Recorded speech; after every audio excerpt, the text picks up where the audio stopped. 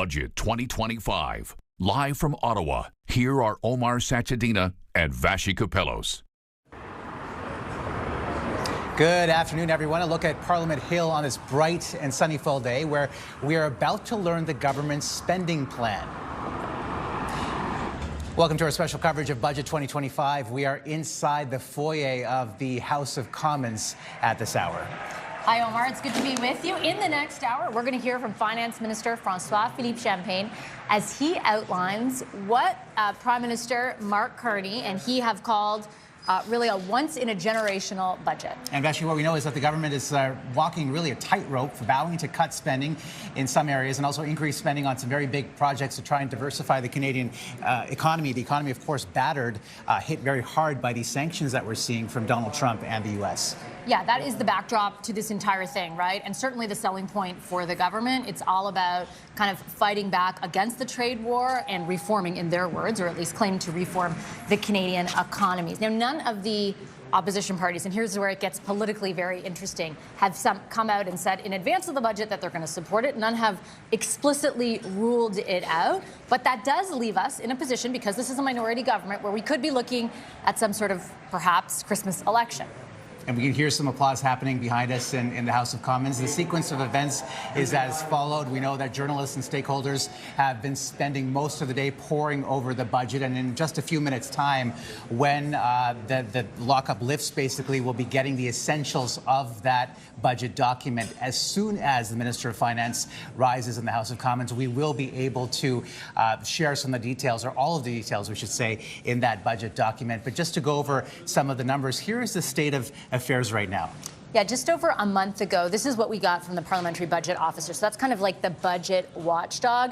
He sounded a bit of an alarm over where the federal deficit could be headed, just based on some new spending measures that have been announced since the election. So he's looking at what was a projected deficit of $51.7 billion going toward $68.5 billion, or about 2.2% of the GDP. And that's a significant ratio, because that's the fiscal anchor that the Liberals promised during the election campaign. And I'll cut myself off, because here is Minister François-Philippe Champagne, the finance minister, standing up in the House of Commons to table the budget. We're going to listen in live as soon as he begins speaking, but as you mentioned, we can hear it in the foyer here of the House of Commons, a raucous level of applause from government benches, not from the opposition, from government benches. Let's take a listen. He should be speaking momentarily. Here he is. In both official languages, the budget documents for 2025, including the notice of Ways and Means motion. The details of the measures are contained in these documents. Pursuant to Standing Order 83-2, I am requesting that an order of the day be designated for consideration of these motions, Mr. Speaker. And with that, I will give that to the clerk. Here.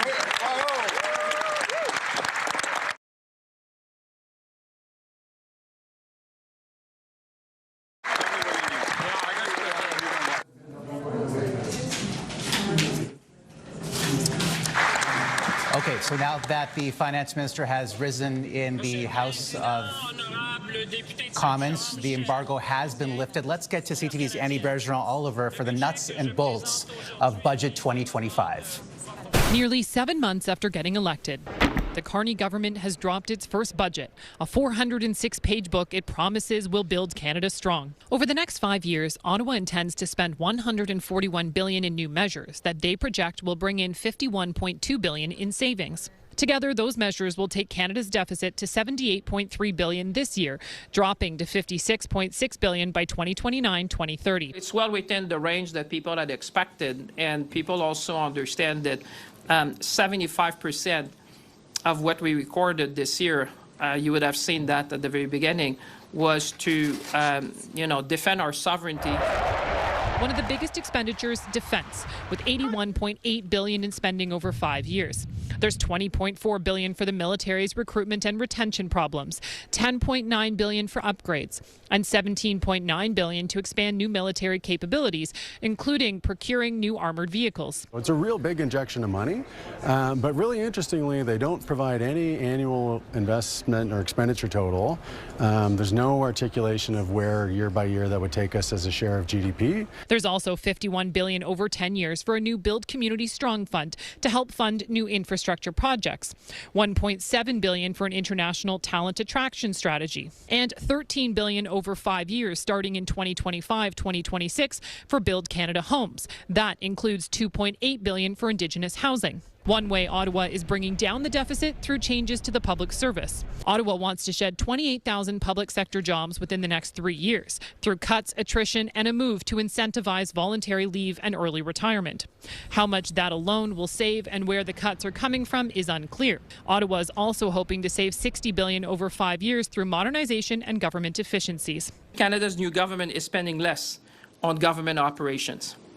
Canadians understand that. You need to put the house in order. But aside from a promise to review bank fees and to automatically file taxes for lower-income Canadians, experts say there's little that will help with affordability. If you're the average Canadian, you're looking at this budget, you're going to say, well, it doesn't change my life very much. You know, I'm concerned about affordability, I'm concerned about housing costs, and lots of concerns. It doesn't really address any of those things specifically. Instead, many economists say the budget's aim is to create a better environment for business through measures like a so-called productivity super deduction. The budget also sets the stage for the elimination of the oil and gas emissions cap, a move the industry and the provincial government in Alberta have been calling for as a way to encourage more investment in the sector. This is a budget that focuses on capital investment because of the context that we are in right now. The economy is quite weak and is under attack because of the tariff issues, and we have a significant uncertainty in the Canadian economy, so businesses are not investing.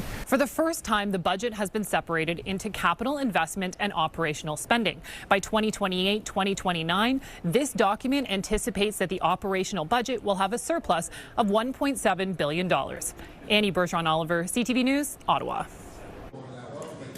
All right, those just the major highlights of Budget 2025, and some of the headline information there, Vashi, is that the deficit is now $78.3 billion, which far exceeds what the Parliamentary Budget Officer had said. And the Conservatives had said a few weeks ago that anything above $42 billion is not a budget that they could support. Now we'll see what happens. What happens in terms of the sequencing? We know that the House is not sitting next week, so the earliest that they could vote on this document is week after next. The Liberals are in a minority government situation. They've got 169 seats, of course, so they need support from outside of their own party for this document to pass. And if it doesn't, of course, there could be possibly an election in December. But what are some of the other things that stood out for you? The deficit number is for sure primarily the big number in all of this. And the pitch from the government is going to be, we're going to spend all this extra money in excess. You know, if you look on the 5-year horizon, the cumulative deficit, another $167 billion bigger than was projected in the last fall economic statement at the end of last year. We're going to spend all that extra money in order to catalyze private investment. And they're estimating that they're going to catalyze over a 5-year period an extra $500 billion of private investment, which will buffer revenues over the long term. But even if you look out 5 years, the deficit that they're projecting then, and that's sort of where things stand at the moment, not if things get worse and CUSMA gets blown up or something like that, still at $56 billion, which is $6 billion more than it was projected to be this year. So we're looking at a significant amount of extra spending. I know they will say that it is there to buttress Canada against the threat from the United States and reform the economy, but there's going to be some pretty hard proof points to measure whether or not that actually happens. Let's get to CTV's chief financial correspondent, Amanda Lang, who is standing by.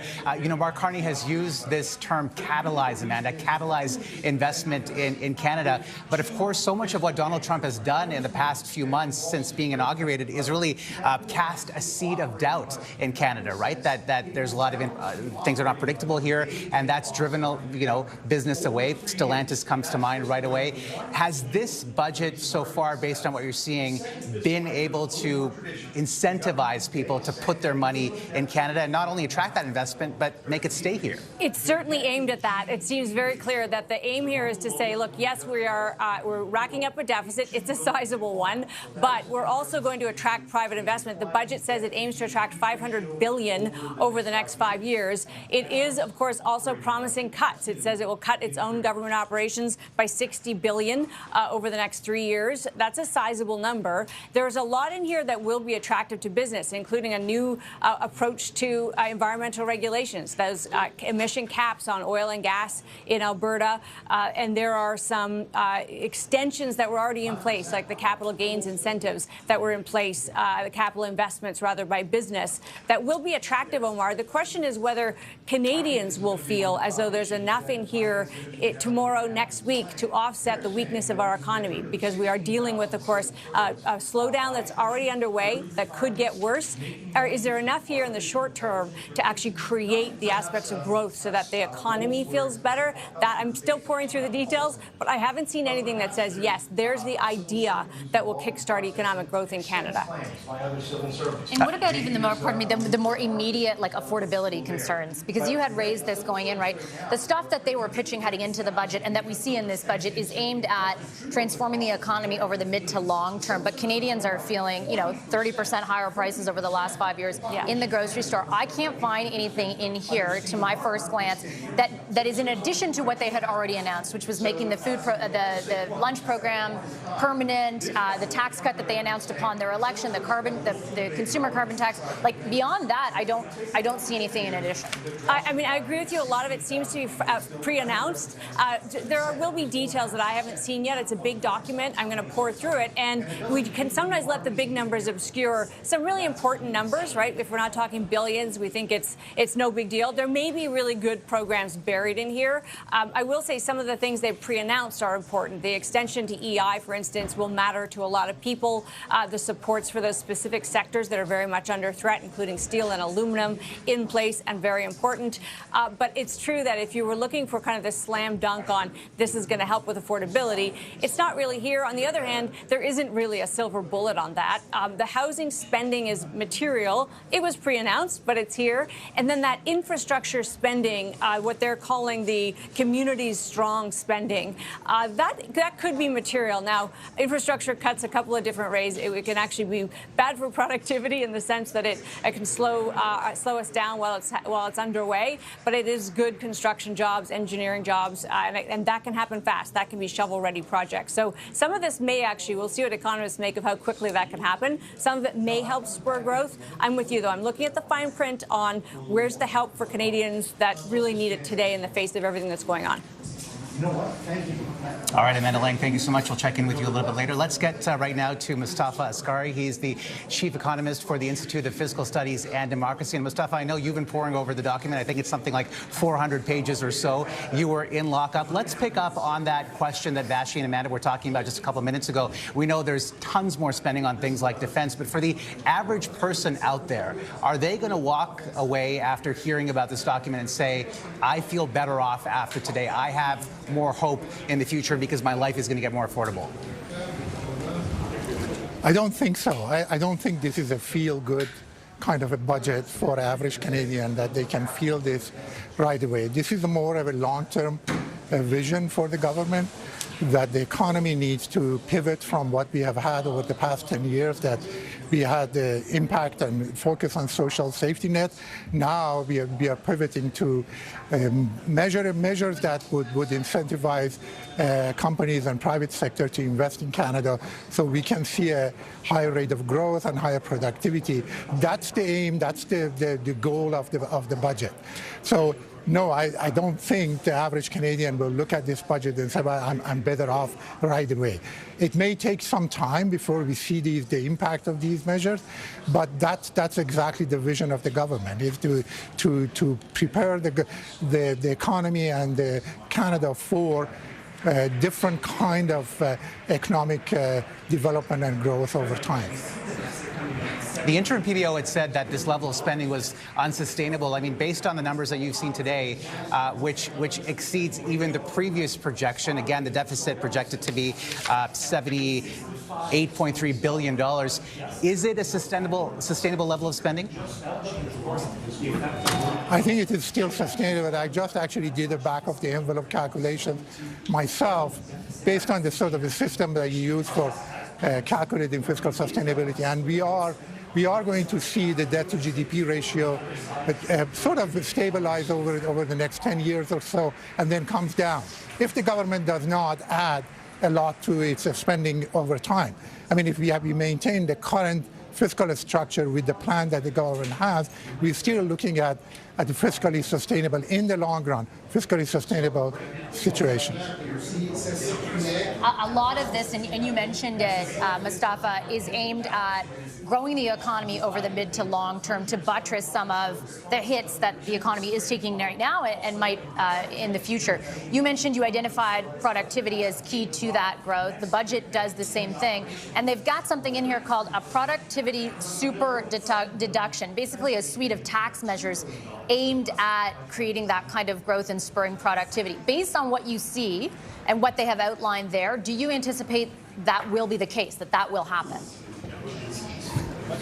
Well, productivity is really a major complex issue that nobody can really figure out exactly how you can actually do something to raise it. We have done all kinds of things over the past 20, 25 years to help increase productivity, including tax cut and other measures for businesses. It's a tough one to figure out and predict over time. They're doing the right measures to incentivize. If the firms come in and actually invest $500 billion over the next 5-10 years, yes, that will certainly increase productivity. But again, it is an if there. If what we have done here is sufficient for getting the private sector to come in and invest. And that is really the issue. But in principle, on paper, these are the measures that they needed to introduce and implement and see what happens. I don't think anybody can say for certain that productivity is going to increase, and by how much. None of us can say that. Is there any way to know if that private investment will actually come? Like they're saying very conclusively, this will lead to $500 billion of additional private investment over the next 5 years. Is there actually any way to know that? Not necessarily. I mean, if all the measures that they have introduced, if they implement those and go through it, and if private sector does not actually come and have enough confidence in the Canadian economy to invest in Canada, then we are in real trouble. Because that means essentially there is nothing the government can do really to incentivize and encourage private sector investment. But I think we have to sort of hope and accept that in principle those things should help investment in the future. Okay, Mustafa, we'll leave it there. Thanks so much for your analysis. Appreciate it as always. Mustafa Askari is the chief economist for the Institute of Fiscal Studies, and Democracy. Let's turn over to get some more analysis now from former Chief of Defense Staff General Tom Lawson, who has been listening in as the budget is tabled. General Lawson, it's great to have you with us. I do want to start on because one of the big factors leading to the increased level of spending is defense. We have known for a while now that the government intends, they didn't campaign on it, but that they intend to meet that 2% target. We have a number now for over the 5-year horizon, $81.1 billion on a cash basis. That's a huge number. What does it mean in real terms to you as someone who oversaw our military for as many years as you did? Well, I mean, if you divide that over the 5 years, Vashi, that they're talking about, it's about a 45% increase in the budget. So I think that anybody who is interested in defense and security of Canada, I would hope it would be most Canadians, would be very excited about the government's intent here. And of course, the skeptics who are out there would look at this and say, how is the government going to get this money out onto the street? Do you have concern about that? Well, I think so. I mean, you know, as a military leader myself, there's one thing that the leadership team is going to care about, and is this sustained investment over the next 5 years? And it looks like it is. The reason I say that is when you set a budget, the military with the deputy minister will go ahead and give you the maximum amount of military capability that they can within that budget. But then, as we've seen over the recent years, 5 to 10% of that budget has been retrieved and taken back to work against the deficit. And that's so critical. There are no off-ramps. So that money, if it is sustained, is going to be extremely important in carrying defense to a new place in many different ways. General Lawson, what do you see as some of the major gaps? Because Amy Bergeron-Oliver mentioned in her budget item, when you look at things like submarines, I mean, there's still no money to allocate, that cash for 12 submarines. Each of them costs about $1 billion each. Seeing that gap, is that concerning for you? Well, not really. Those very large procurements are amortized over decades that they're going to be in place. They're very, very expensive in accumulation.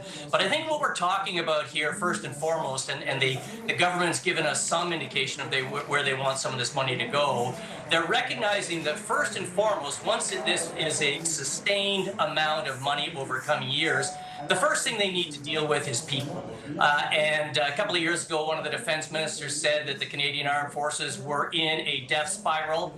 A little bit of good news, they're no longer in a death spiral, but they're just kind of pulling out. This will be the first year in years that they're actually going to take in more people than they lose. But that's not good enough. They need to recover 10 to 15,000 people, and now there's talk about a reserve that would increase from 30,000 to 10 times that number or more. And for that, you need compensations and benefits and housing like the Auditor General spoke about, and we need to feed into these bases, the 30 bases across Canada that have suffered such rot out over those years. As part of those years I was in charge, we just didn't have any money to put into our infrastructure. So that will take billions of this amount that's been talked about right here, and then we get into some of those shiny things that will bring new and very important capabilities to the Canadian Armed Forces. I'm glad you mentioned recruitment. We know that about $20.4 billion over 5 years of that $81 billion is going to be going to things such as recruitment and retention, including pay raises. We know that there are tens of thousands, hundreds of thousands of people who apply to try to be part of the CAF, but they don't make it in. Are you confident in the execution strategy? Because when it comes to these budgets, right, money is one thing. In terms of carrying out policy that actually yields a desired result, that's another thing. Do you feel that second part of that equation has been met, or we're on track to meet that?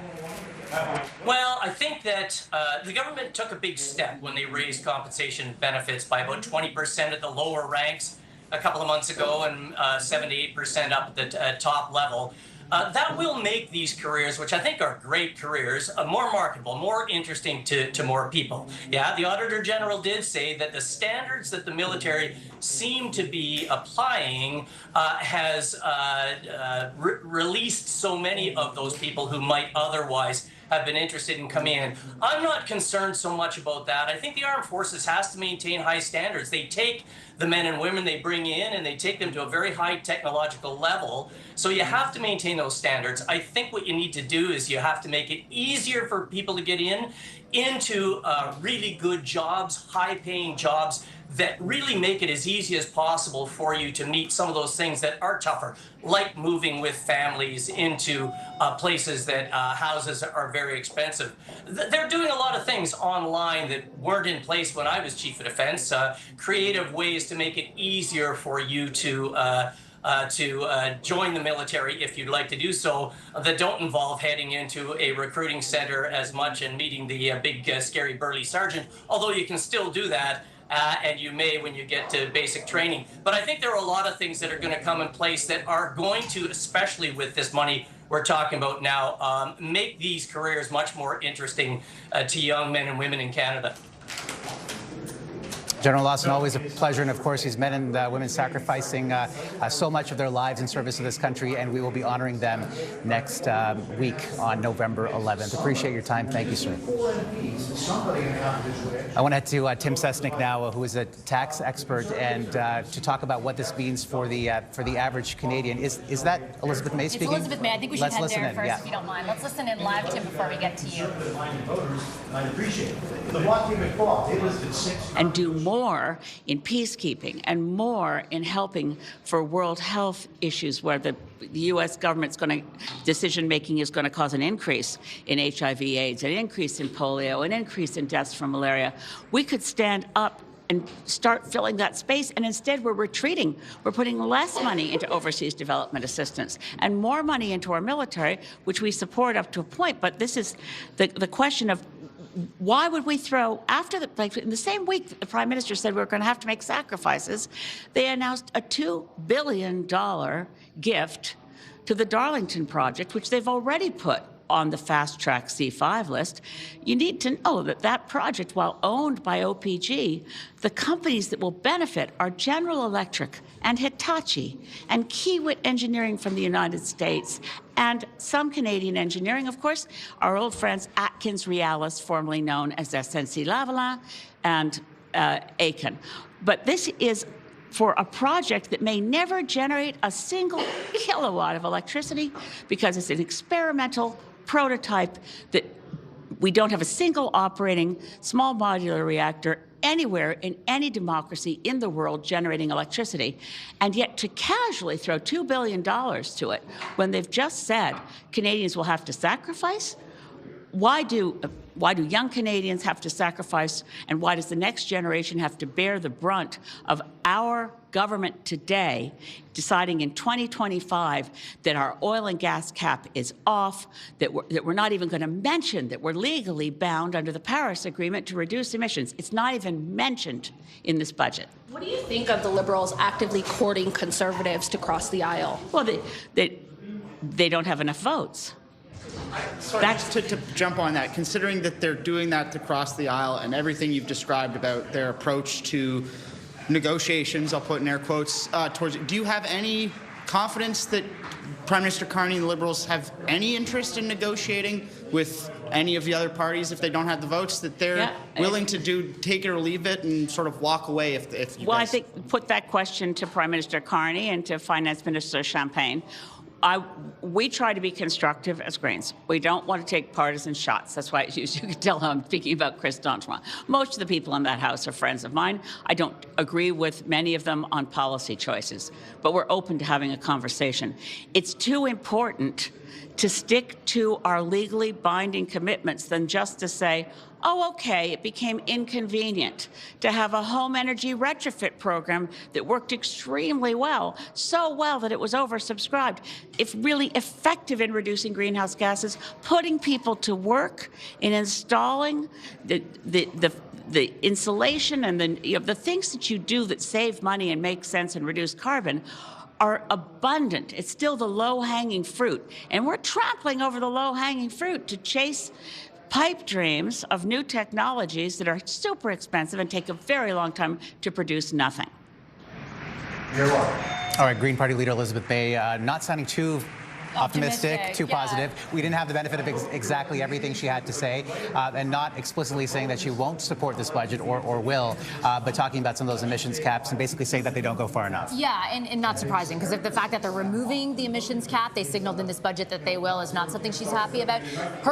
She is just one seat, but you have to realize that they are just a handful of votes away from passing this budget. So whether she supports it or not is significant politically. And you also heard her reference something else. She got a question about the potential for a Conservative MP to either Citizen Independent or cross the floor to support this budget. That MP, as reported very recently by Politico, is Chris D'Entremont, who used to be someone who ran for Speaker. He's a Conservative MP in Atlantic Canada, so that's something to watch politically as well. Does he end up crossing the floor to vote for this budget? We're trying to find out. And again, just to give you a sense of how high stakes this is, the Liberals have 169 seats, so they need at least 3 more from another party to have this budget passed. The NDP has not ruled out, this is before the budget today, abstaining. So there's going to be a lot of politicking going on in the next couple of weeks to try to get, at least from the Liberal side, this budget document passed. So let's get back to Tim Susnick, who was so patiently waiting by before we had to interrupt. I'm going to ask you the question that we've asked several times to various guests. I mean, for the average family watching this,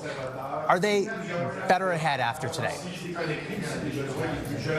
Well, you know, if you're the average Canadian, you're looking to grab on something in this budget and celebrate it. I think you're going to be a little disappointed here. It really seems to be a budget that's more focused on trying to promote business investment and improvements in productivity in the business sector.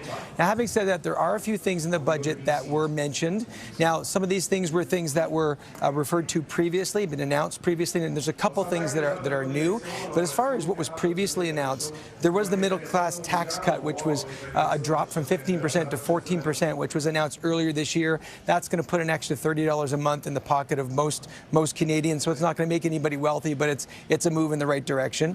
There was also an elimination of GST on new homes up to $1.5 million in value for first-time home buyers. That was announced before, but they're just reiterating that, you know, hey, this is out there, and if you're looking to buy a new home and you're a first-time home buyer, this could be good for you.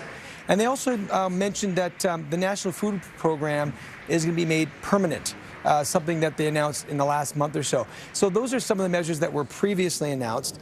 And there are a couple of new measures that are, I think, worth mentioning here. I think, for example, there is an automatic tax benefit now available to low-income Canadians. Now, what I mean by that is many low-income Canadians are not receiving the benefits they're entitled to, like Canada Child Benefits, like the GST, HST credit, because they don't file tax returns. And they should be filing to collect these benefits. So the government has said, look, we want you to get these benefits, so we're going to file your tax return for you effectively if you don't do it yourself, and using information they have on file, and then they will send you your benefits. So for some people, that actually may help. There's also a move to try to make the application for disability benefits a little easier. Right now, you have to apply to get status as a disabled individual for purpose of our tax law, and it's a costly procedure and it takes time. So what the government is doing is they're offering a benefit payment of $150 now to enable you to cover the cost of applying for this benefit. So that's positive for some people where that may apply to them. And one of the last things that the government has said is that they're going to look at bank fees. So there was no announcement about any particular law they're going to bring in about bank fees, but, for example, email transfer fees, if you're transferring funds by email, or the ATM fees that we pay when we go to a bank machine. So these are fees they'll be looking at. I call them junk fees, but if the government can actually do something to help reduce these fees, that's going to be good for the average Canadian. But as far as what's out there, what's in this budget for the average person, that's Tim, I have to interrupt you. We've got Yves François Blanchet standing by the PQ. Non négociable pour la suite des choses. For what comes next, and is not found in Mr. Champagne's budget or Mr. Carney's budget, which very probably was used a lot of crayons. So there is no end of this Justin Trudeau heritage when it comes to the discrimination for seniors. Let's understand here, those who are retired 65 to 75 years old will continue to get the old age pension that is less than those who are 75 plus, and in all associations, even those people who represent seniors, is that this discrimination doesn't make sense. There's a deficit of $78 billion and does not take the time to fix an injustice, even though they turn their back to the Trudeau era. It is still the same government. So the demand of the Bloc for the transfers in health, so that the increase of health transfers could cover the increase of the system paid by the Quebec taxpayers as well as all Canadian provinces, is also a refusal. Therefore, year after year, the Quebec government will continue to dig an inability to pay the increase of the systematic healthcare system costs, and that's true as well elsewhere in Canada. As well as for infrastructure, $150 million announced, including $9 billion are new money. $9 billion over 5 years, what are you going to do with that when the needs are a multiple of that just in Quebec?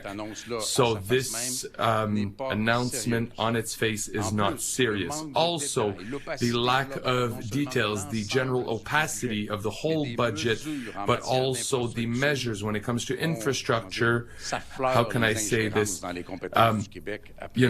is close to going over the ability of Quebec. When I'm thinking of our young households, we've asked for a program to guarantee loans to facilitate access to the initial deposit for the purchase of a new house for young households. That has been refused by the Carney-Champagne duo. And the first program for financing housing does not establish that the part that would normally go to Quebec will be given to Quebec without condition. Finally, let's remember that Mr. Carney, 1 week before the elections, gave a $4 billion gift for a carbon tax that he wanted to reimburse when no one had actually paid for it. He gave that gift a week before the election, $4 billion that we want a reimbursement in Quebec, the Quebec part of that $800 million. That is not in the budget either. All the requests from the Bloc have not been met. The consequences of that are known.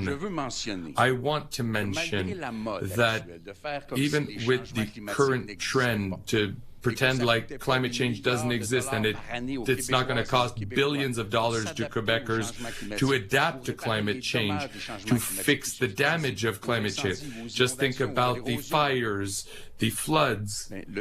Well, the total of money invested in climate is $4 million. And I didn't make a mistake here. It's not $4 billion, it is $4 million. The rest of that amount goes to critical metals, which goes into industry, which doesn't tell us it's for the environment.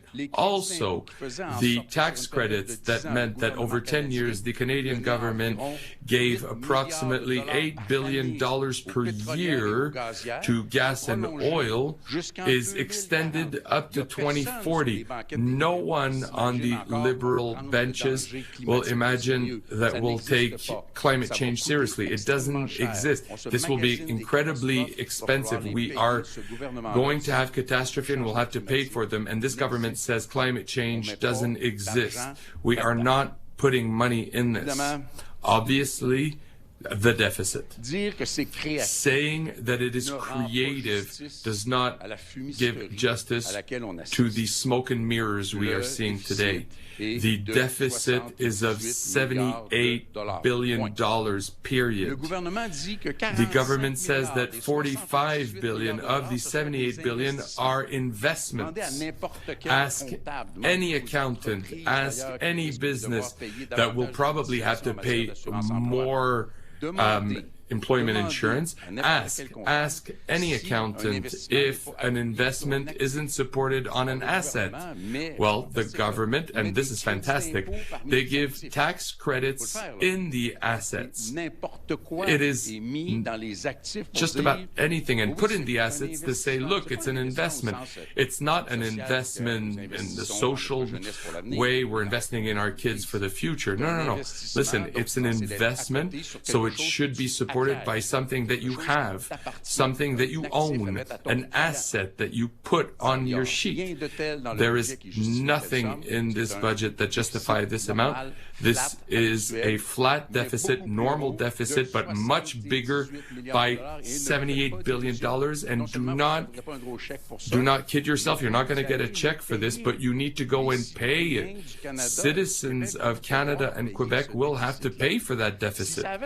If it had a major impact in terms of adapting that into context, sure, but the amounts here are relatively negligible. I'm not saying there's nothing there, but it's not at all at the height of the challenge, because let's remember that now we are adding a lack of success of the budget to the Carney government, if not a total failure.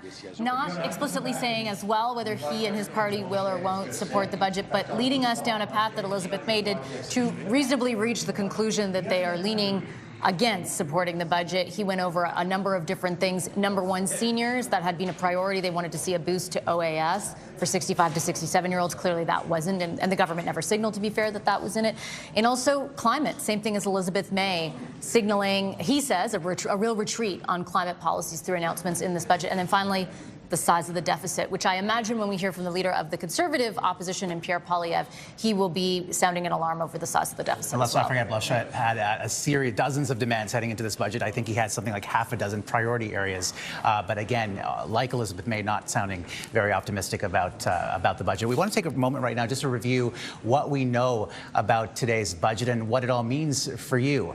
Here are the headline numbers. The deficit, as we've been mentioning, for the current fiscal year clocks in at $78 billion. That is up $36 billion from the projected deficit in the fall economic statement. The deficit peaks this year before declining to $56 billion in 5 years. The government notes that the debt to GDP ratio is declining over that 5-year horizon as well, which is Ottawa's new fiscal anchor.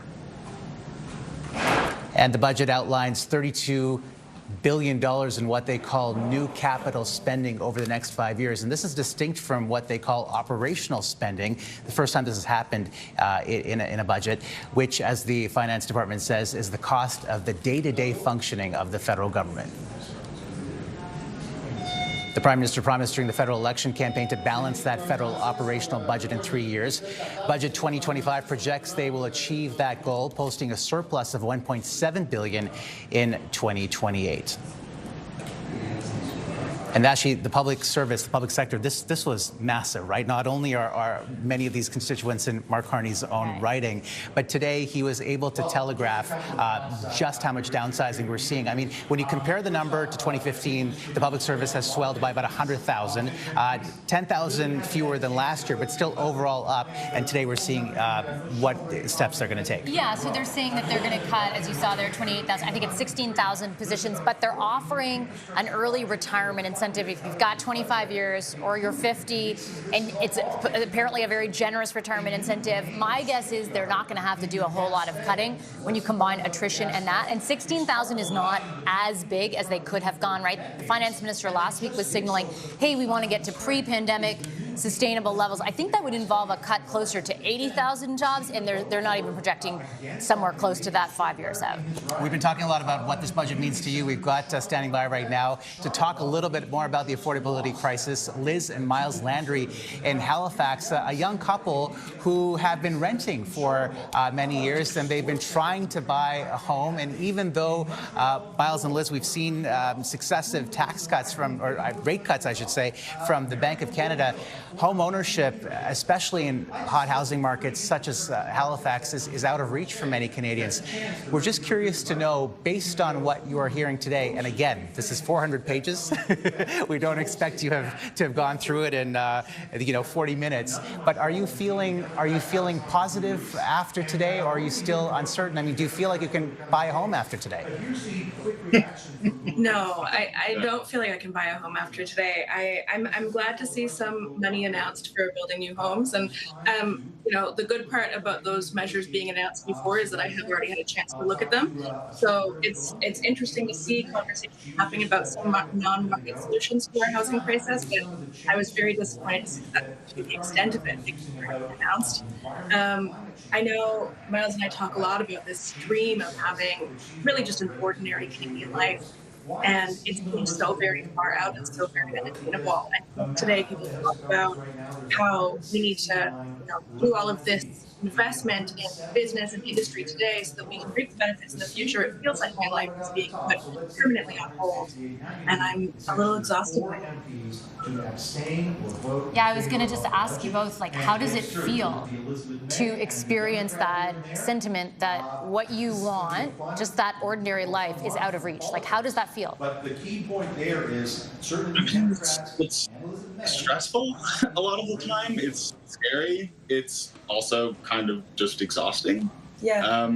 Because anytime it seems like something might be getting better, audio. there's actually no certainty, given the volatility of the market and the fact that nothing really seems to be changing in it, that it might never be attainable or might just keep getting further and further out of reach. It feels like we've been working for a very long time and saving for a very long time, and like the dream of having a family home and having an ordinary life just remains out of reach, unfortunately. Is there anything you think that a government could do that would help bring it a little bit more within reach? Like, is there anything that you would have liked to have seen? Absolutely. I would have loved to see some pretty clear to the housing process. I would love to see a definition of housing as well. Now, that might not be super necessary in a budget announcement, but a lot of the time when we talk about affordable housing, we end up talking about things that are below market rate. The market rate is completely out of control for people who are in the middle class, so below market rate ends up being unaffordable. I also really would have loved to see some discussion about benefits for seniors. A lot of seniors rely on their home equity as part of their retirement plan, and that's not sustainable. You can't run an economy on people selling houses to each other, and if people don't have anything affordable to downsize to, then this whole retirement plan doesn't end up working out. So I'm a little disappointed to see that. I also would have loved to see, and this was maybe a bit of a pipe dream, but some real conversations about green solutions and the green transition of our economy. If we were able to really invest in green energy and green jobs, I think that that could be an opportunity for us to grow our economy in a sustainable way that has a direct tie-in to housing. We need to build houses sustainably, and we need to have a sustainable future. Just very quickly, your reaction to the deficit number of $78.3 billion. We know that the government is projecting it'll pay $19.8 billion more in public debt charges over the next 5 years, which is things like interest, for example. Do you feel as though that's something that's a tab that you'll have to eventually pay, or that perhaps your children will have to eventually pay? Probably. I think I would be more amenable to large deficit numbers if I felt like there were real investments in social supports and in the future for young people and the next generations. And instead, I'm seeing lots of really big military numbers and not really a whole lot of new numbers for housing. I mean, there's some things to be hopeful for, but it's a big price tag, and I'm not seeing the value for the price tag, I think.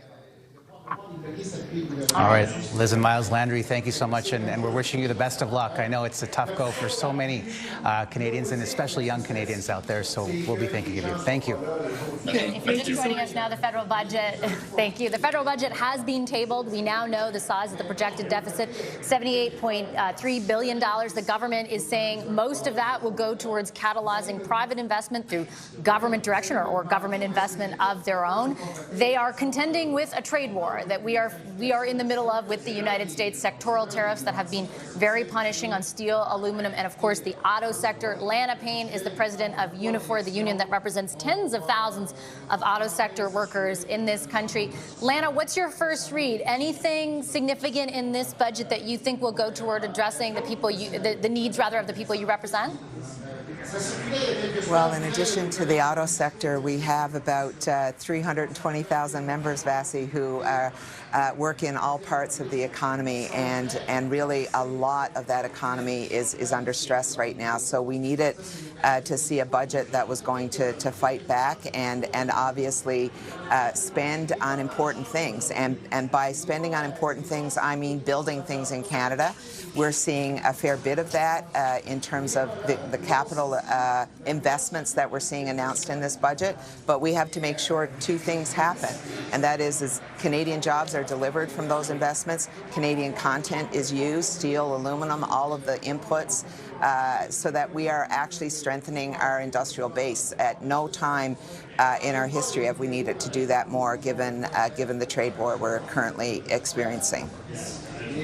Ms. Payne, what more specifically, you've touched on this a little bit already, but what more specifically would you have liked to see in this budget to offer more supports to auto workers who really are on the front lines of this trade war? Yeah, well, we had obviously before the budget a $5 billion strategic fund that had been announced for the auto sector. There is still a good chunk of funding there that can be used to support the auto industry, and we expect it to be used, every dollar of it, to make sure that we're keeping production in Canada and supporting the entire auto industry. We also represent workers across the forest sector. It was really important to see, you know, basically trying to match these two crises that we have in our country. One being the forest sector itself going through a crisis, and that being that they're paying tariffs, they're paying softwood duty, lumber duties on everything that they send to the U.S. And the second part of that is we have an affordable housing problem in this country, which your guests just spoke to. And the reality is we need to make sure that we're building homes and affordable homes for Canadians. And so I really hope that this strategy gets us there. There are a couple of other important things around procurement and building things in Canada. We've seen this massive infrastructure fund, and the reality is we need to make sure that we're building transit right here in Canada. We're building planes right here in Canada. We're building ships right here in Canada, so that we can ensure that Canadians are benefiting from the procurement dollars that we're spending right now. Just one final quick question for you, Lana, about the reality. And I know you're representing, obviously, workers across multiple sectors, but we speak to you most frequently about the auto sector, and it has been in particular under siege by the Trump administration. This budget comes on the heels of a breakdown in negotiations with the U.S. But even when those negotiations were ongoing, we were getting strong signals from the feds that the auto sector tariffs were not up for negotiation at this point in time. The forestry sector tariffs were not up for negotiation. When you look, ahead at what the auto sector in particular is facing right now, like, what are you most worried about? Well, I think the reality is that we're not doing a lot of talking with the U.S. right now, and that's probably not a bad thing, because the reality is we need a trade deal that works for all of our sectors, and carving it out to try and get a deal on. From coast to coast to coast, we have skyrocketing prices in groceries and rent. And housing as an ownership proposition is simply out of the question for too many people. We have unemployment at 10-year highs, particularly hard for young people, where 1 in 6 young people is out of work, and many more than that are underemployed. Economic growth is weak, and of course we face serious problems from south of the border. So it is in that context that we're evaluating this budget today. I can tell you that New Democrats are going to take the time to study this budget. We're going to consult with stakeholders. We're going to talk to Canadians, particularly working Canadians, and review this budget to see if this budget passes our lens of whether it works for working Canadians. So I'll happy to take any questions you may have. Is this an austerity budget? It's hard to tell at this point. What I'll say is it's got a very large deficit. Spending is up in many ways. There are some record investments, but it also is, cutting public services that Canadians need. So this is something that we'll be taking a very close look at. I know it's still early, but... Are you whipping your caucus on a vote, or will this be a free vote? Traditionally on confidence measures, parties vote along party lines. So that's the tradition of our party. I wouldn't expect it to be any different. I know it's still early, but was there any red line there in the budget so far that you've seen that it disqualifies you? Like, I know it's still early stages, but it seems like you're saying we need time to digest it, so there isn't an immediate red line that you said that would disqualify you guys from supporting it.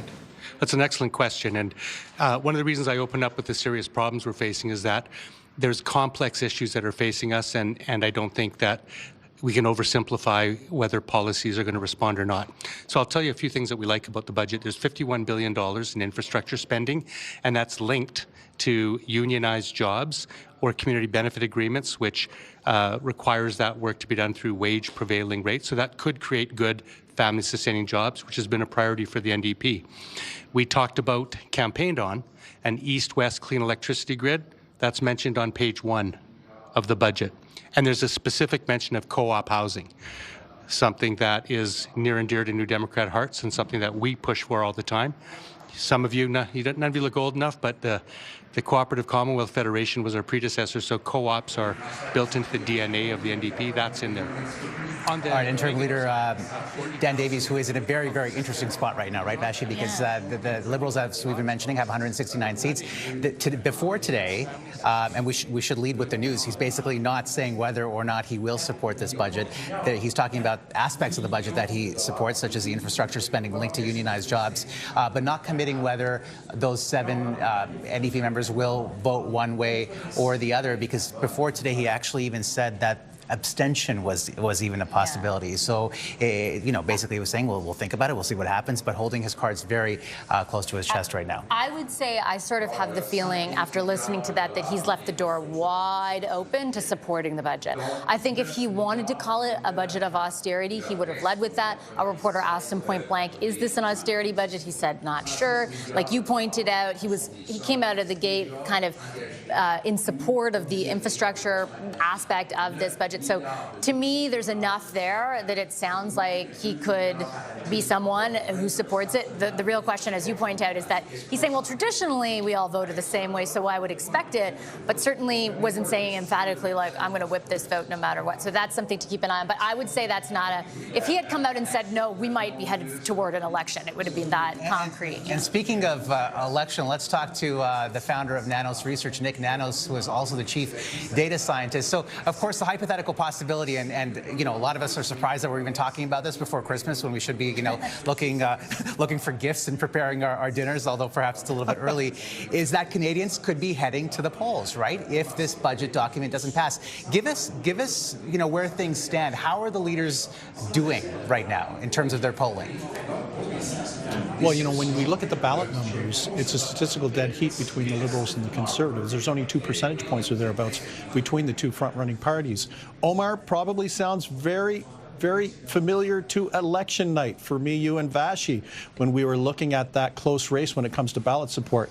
That said, when you map them out or model them out in terms of seats, the Liberals have the advantage. But if an election were held today, we'd probably still have a Liberal minority government. But what they're probably hoping for is that on the leadership front, if there were an election, that they'd have the advantage, because Mark Carney has a significant advantage over Pierre Poilievre currently as to who Canadians would prefer as Prime Minister, upwards of like 20 percentage points or thereabouts. Can we talk a little bit about the NDP? We just heard from the interim leader, Don Davies. I was mentioning with Omar. He didn't sound like he was a person who was on the verge of forcing the fall of the government. What is at play for New Democrats right now, based on what you see out there in your polling?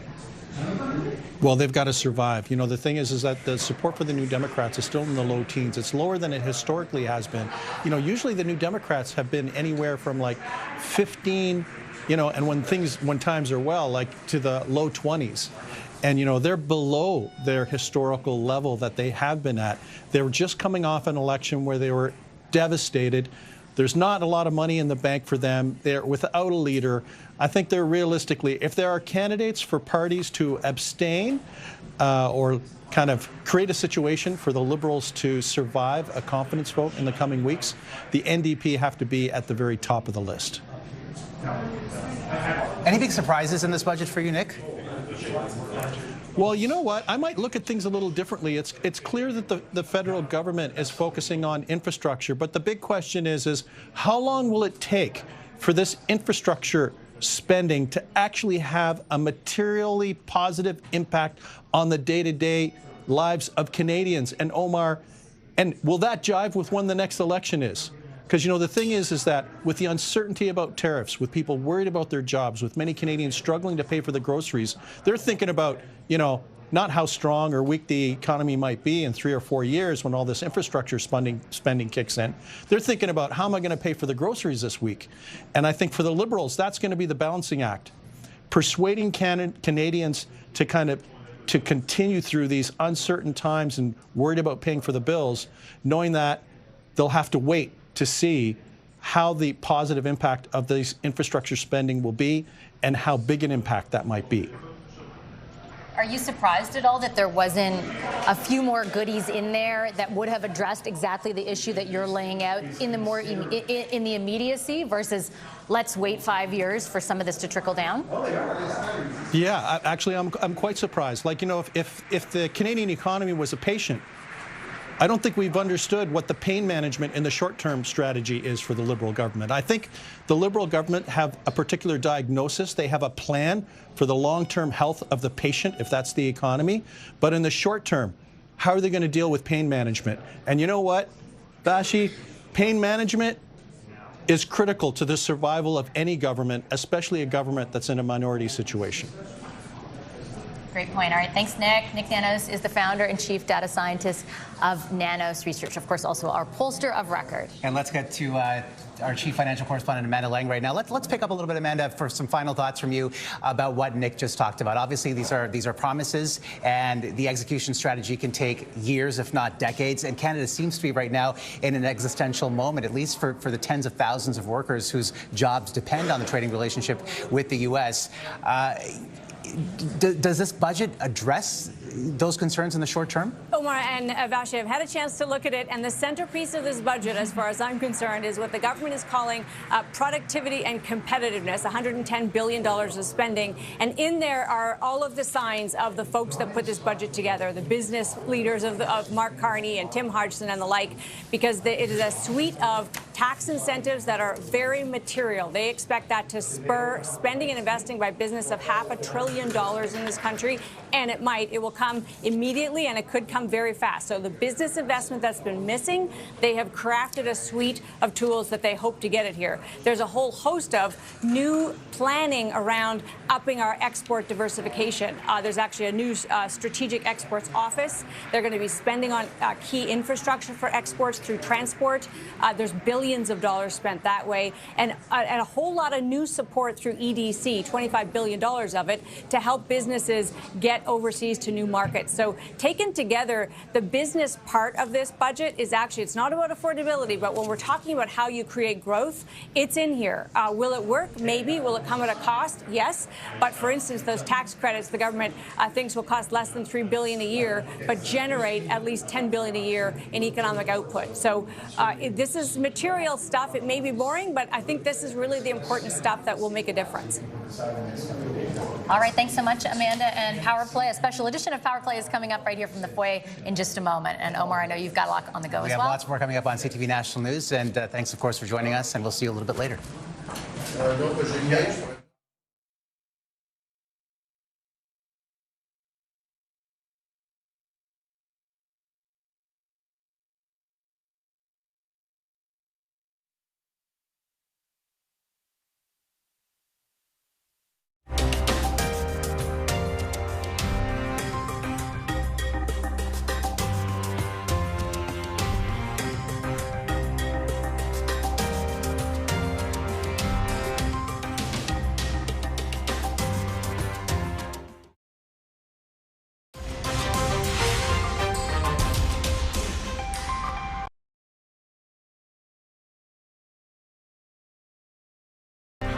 And welcome to a special edition of Power Play. I'm Vashi Capellos, coming to you from the foyer of the House of Commons on this, I think it's Tuesday evening. The federal government has just tabled its budget, one that they have categorized as a once-in-a-generation budget. Here is Federal Finance Minister François-Philippe Champagne standing up in the House of Commons to deliver the news. Bold and swift action is what is needed. To weather the storm of uncertainty, we will not lower ourselves, Mr. Speaker. Quite the opposite. We will raise them to catch the winds of economic change because we believe in Canada. There is a lot for us to unpack from both a policy and political perspective. The politics of this budget has been a focus now for a number of days in the lead up to it. Will it force an election? That is going to depend on whether the government is able to garner enough support from opposition parties. And to that end, we are going to speak to all of them. The interim leader of the NDP, Don Davies, will be here. The Conservatives House Leader, Andrew Scheer, will be here as well. And so will Federal Finance Minister François-Philippe Champagne. First, though, to the details of this budget, the headline numbers that you need to know. The big one, of course, is the deficit, which is going to come in at $78.3 billion. far higher than was projected at last year's fall economic statement, and even far higher than projected just a number of weeks ago by the parliamentary budget officer, who said it could top out in the neighborhood of $65 billion. It will instead run at about $78 billion. There's lots of other stuff in here, though, that leads the government to that number. And for more details on what you need to know about what's in this budget, I'm joined live by our chief financial correspondent, Amanda Lang, who has spent the last hour, as soon as that embargo lifted, going through the details of what's in it. I know we just finished the special and you were flagging some of the incentives that the government is putting in place that they say will spur economic growth and productivity. In layman's terms, why do you think that is so important? So the interesting thing to me about this budget, Vashi, is they did pre-announce a lot of the things that we would say fall into the affordability kind of bucket. They're building more homes, trying to help on the housing file. They'd already done that income tax for middle-class Canadians, although they kind of reiterated here it's costing about $28 billion. But it is that Canada's productivity problem, our economy was already facing some weaknesses, and they're addressing it in this budget, and they're doing it in a way that's very aggressive. I mean, when the finance minister says we're putting up our sales, they're making a big bet, and the bet is if you create an environment for investment, people will come, and the investment will happen. Business investment in Canada has been falling for decades, and it costs all of us. So they're going to spend by creating tax incentives. There's a whole host of them across a whole range of different categories. It's immediate depreciation. So if you're a business person, you get the credit immediately. It really incentivizes you to do it. Will it work is the question. It's very bold. They're also spending, Vashi, in a way that I think is very important on trade diversification, and they put very specific kind of strategies around that, trying to get big businesses to diversify, working on our transport corridors, digitizing our ports, digitizing our infrastructure around transportation. Those are all really important investments and may actually spur economic activity in this country in the short term. We will focus, of course, on the deficits, and they are saying there will be cuts to the civil service. That will be painful, and that may actually, be a drag for a bit of friction on the economy, of course. But what they're also saying is they think that the investment here will attract 3 times the capital that they're spending. That private capital will crowd into the Canadian economy. It's a big gamble, Vashi, but it's clearly, to me, that's the centerpiece of this budget. It's not about building homes. It's not about pipelines to Tidewater. It's about fixing Canada's productivity problem, which has been around longer than you've been alive. Okay. I think that's true. All right, Amanda, thanks so much for your perspective. I appreciate it. Our chief financial correspondent, Amanda Lang. And if you look at the bottom of your screen on the ticker there, you will see each of the details of the budget, the ones that we have deemed, of course, after looking through this 400-page document, the most important to convey to you. And we're going to unpack those details throughout the hour. This is, however, a political show. The budget, while it's a policy document, is also inherently a very political document. And so we've got to get reaction to what's in this budget and what isn't in this budget from opposition parties with whom the fate of this budget rests, right? Because this is a minority government, the Liberals have to secure support from opposition parties in order to pass the budget and in order for there not to be an election anytime soon. To that end, I'm joined live here by the interim leader of the New Democrats, Don Davies. Mr. Davies, a pleasure to see you as always. I appreciate you making the time. Great to be here, Vashi. Do you know if you're going to support this budget? We don't yet. We just got a lockout about an hour ago. We haven't had a chance to meet as a caucus yet, which we'll be doing tonight. We plan on studying the budget and really understanding it tonight, and then we'll meet tomorrow morning and start having our political discussions. And we also want to check with some stakeholders and hopefully talk to Canadians, particularly working Canadians, and find out whether this budget's responsive to their needs. You had identified coming into the introduction of this budget, primarily you didn't want to see a budget of austerity, which a few months ago was one of the ways in which the Prime Minister had described it, much less now. And you wanted to see enough on the investment side of the ledger. They have maintained all the social program spending that they had indicated that they would, the transfers to individuals, the transfers to provinces, the lunch program, the dental care program, a whole host of other programs that had been put in place under the previous government. Is that enough to signal to you that the concern you had expressed was taken seriously? Well, I always think it's important to contextualize this budget a little bit. We haven't had one in 18 months, and the country's facing, I think, very serious economic issues. Unemployment's at 10-year highs, particularly hard for young people, 1 in 6 people out of work. we have skyrocketing prices and everything from groceries to rent. Economic growth is weak, and we have, of course, our serious problems from south of the border. So serious affordability issues, and our economy, I think, is I do agree with the Prime Minister, it's at a bit of a crossroads. So we want to see a budget that has investments. And so this budget is a complex one. There's things in there that we like and things in there that we don't like. And we're going to be taking the time to kind of evaluate them and see where it comes out in the balance. On principle, though, can you acknowledge that a $78 billion deficit does signal that the government leaned way more toward investment than to austerity? Yeah, and let me say, I'll give you some things I like and some things I don't like. So there's $51 billion announced in infrastructure spending, and it's at least notionally tied to unionized work or community benefit agreements, which is wage prevailing rate. So that meets one of the NDP's calls, which is good union jobs to be created with taxpayer dollars. The east-west electricity grid is mentioned on page 1 of the budget, which is something we campaigned on. And finally, there's a specific box and highlight of co-op housing, which is something the NDP has long fought for. On the negative side of the ledger, you've got cutting 40,000 public sector jobs. And, you know, when you have a jobs crisis, putting 40,000 well-paying jobs or people out of work is going in the wrong direction, we think. And behind every person is a service. So, you know, do Canadians want to wait 6 months to get a passport?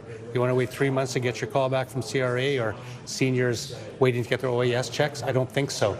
And do you think that's true, though, just if I may interrupt for a moment? Because if you think back 10 years or pre-pandemic, pre-pandemic era, when the size of the public service was substantially smaller than it is now, were passport services that much worse? Were services at the CRA that much worse? My goodness, the Auditor General, even with this level of employment, is signaling that you can't even get a right answer if you're lucky enough to get through. So is it that quid pro quo, that the amount of people working for the public service is directly correlated with the level of service that Canadians retain? Because I would contend that it's not. Well, there's a number of factors that go into that. For one thing, I think the public service had been cut prior to that, so I think it had been growing back to its natural state. Also, the population has grown significantly in the last 6 years. The public service far outpaces population. It does, but also so have the programs. For instance, we didn't have dental care. Didn't have the Canadian Dental Care Plan 5 years ago either. So there's been an increase in services. You know, when I see that CRA, their answers are correct to Canadians only 17% of the time, that doesn't tell me that we have too many people working in CRA. So I do think that it's important to, you know, put that in context. The couple other things I would say I don't like about the budget are they're getting rid of the empty homes tax, which was a measure aimed at particularly foreign investors who bought, you know, homes for investment purposes and left them empty when we have a housing crisis. So this tax kind of was encouraging them to put those housing units into the market. So this government inexplicably is removing that, which I would guess will take those houses out of the market. That's the wrong direction to go in. And finally, there's no digital services tax. You know, at a time when we have a revenue problem, Vashi, and this government says we have to cut and make sacrifices, why are we not taxing the biggest U.S. tech companies in the world? We're talking Mark Zuckerberg. Because it put it us at odds with Donald Trump and with Joe Biden. Because it put us at odds with a U.S. government in both cases that was taking, in this case, I should say, is taking direct aim at us. Yeah. Well, that's why I like a budget that satisfies Canadians, not one that satisfies Donald Trump. And I think it's going to take some political guts in this country. It's a tax that the Liberals have worked on since 2021. It raises $1 billion on profits made by those companies in Canada, over $20 million. I don't think it's too much to ask that those tech giants pay some tax on the money that they make here in Canada from Canadians. It's a political choice, but when you have a revenue problem, you can either ask Canadians to tighten their belts and you can lay off public sector workers, or you can tax Mark Zuckerberg and Elon Musk. I would rather tax those people. How serious are you about those concerns? Are you willing, as a party, to put, you know, to not provide your support to this budget, therefore leaving the country? And I'm not blaming you, but I'm saying that that's your right, therefore putting us in a situation where we're in another election? Or will you put the interests of your party, which is, you know, by objective measure, nowhere near a place where most would want to be to contend an election, will you put those interests ahead of the ones you just spelled out for Canadians? Well, we're going to honor the lens that we announced from the beginning, which is we're going to analyze this budget through the lens of whether it's good for working people in this country. But you've just told me it isn't. No, I haven't said that it isn't. I've said that there's a number of factors on the plus side and the negative side, and we haven't had a chance to examine the entire budget and understand its full implications. It's a serious budget, Vashi, a critical budget at a critical time, and it deserves, I think, a really good, thorough, comprehensive look at it, and we'll analyze it as a whole. But I'm well aware that 6 months ago we just had an election. The country is in fairly serious economic problems. I don't think Canadians want an election. Right. I don't think we particularly need one. But again, that's up to Mr. Carney. I want to ask maybe whether or not he's open to making changes to this budget. That may be a possibility as well. Is that something that you'd be interested in? You Absolutely. would pursue that with him? We're going to talk as a caucus tomorrow, and if this budget is not good enough yet, that's an option for us to do. I just have one final question for you, and it's about something you said over the weekend, in which you laid out the possibility that nothing was off the table, including abstention. And I think for a lot of Canadians, when you just describe the moment we're in, the important context of this moment, the significance of this document against the backdrop of that moment, how can you at the same time say it's okay to sit this one out? Well, abstaining isn't sitting something out. It's taking a position. One of the interesting things about this moment is we're not only examining the budget and whether or not it's good for Canada and Canadians, but the unique implication of this right now is that it could cause an election 6 months after another election. That's not usually the case. So that's something that weighs on us. I'm a Jack Layton New Democrat. Jack said it's our job to come here to Parliament and make it work for Canadians. We want to be propositional. We want to be positive. I want to focus on policies that will help Canadians who are suffering. 50% of Canadians in this country are living paycheck to paycheck fashion. So they've sent us here not to play political games or to decide what's in our partisan interests, but can we work together and find solutions to make lives better for those people? That's my first priority. But what and that's does what we'll focus abstention on. fit into? How does abstention fit into that? It is sitting it out. Instead of taking a stand one way or the other, it is sitting it out. And I'm not sure that's what Canadians elected New Democrats to do here. Well, it's one of the options we have. I guess it's suitable in a position where the budget is not in a position where we can support it. They haven't earned, let's say, an MP's votes, but perhaps neither do they want to bring down the government and go to an election. Is that your position? No, that's the objective position that But would you express. haven't landed on that's that yet. why that's why it's a totally legitimate option in this case. You can vote yes, you can vote no, you can abstain, and each one of those positions has an implication on whether this government exists, survives or not. And so we're going to take serious consideration to all of them. Okay, I'm going to leave it on that note. Mr. Davies, I appreciate your time as always. Thank you very much. Don Davies is the interim leader of the New Democratic Party. We're going to get more reaction from other opposition parties, including after a short commercial break. The government House leader, the House leader of the Conservatives, the government's finance minister, will be here a little bit later on. We're back in a moment with more of this special edition of Power Play from the House of Commons.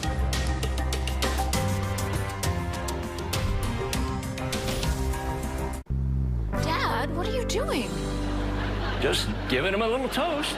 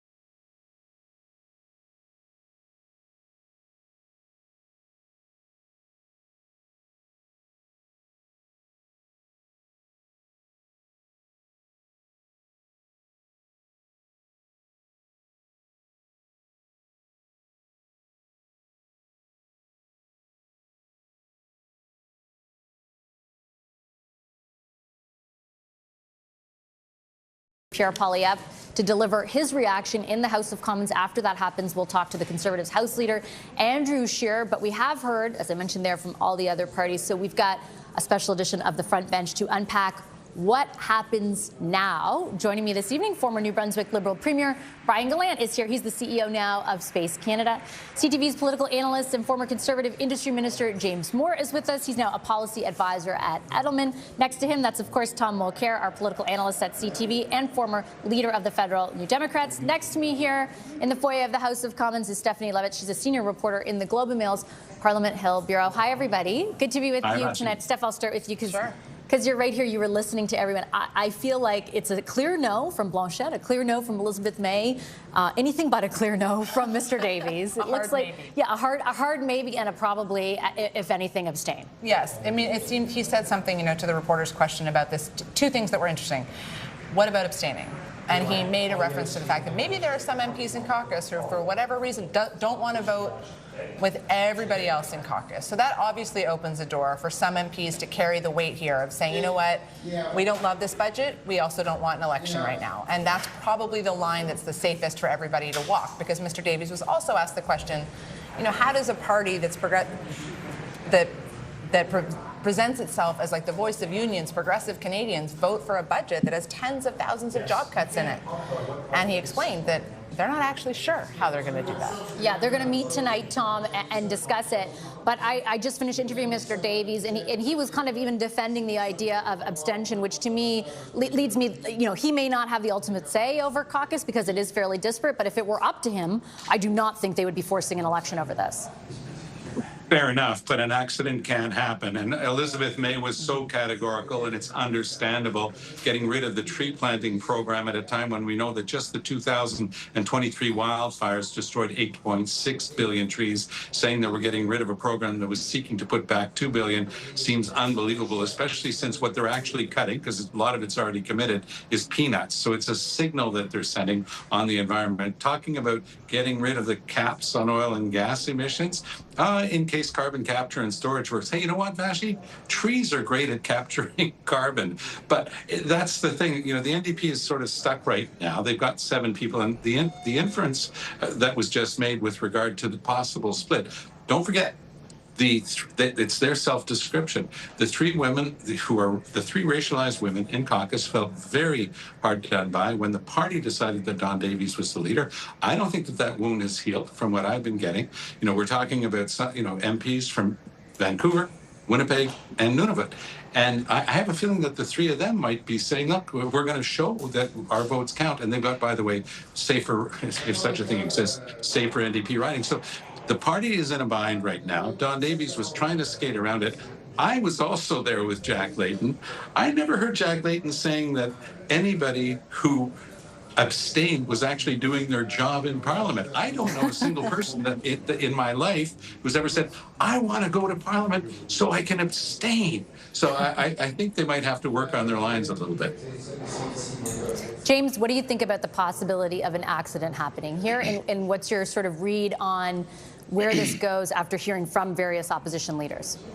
Well, and frankly, further to Tom's point, it was the abstention of Liberals in the 08 to 11 Parliament and Jack Layton skewering Michael Ignatieff in that leaders debate by saying you don't get a promotion at work if you fail to show up. So I mean, there is a legacy there that's being contradicted by Mr. Davies. I think what's going to happen between now and tomorrow. And by the way, Vashi, I don't know if there's an elegant way to try to nail Jello to a wall, but you tried very effectively there with Mr. Davies.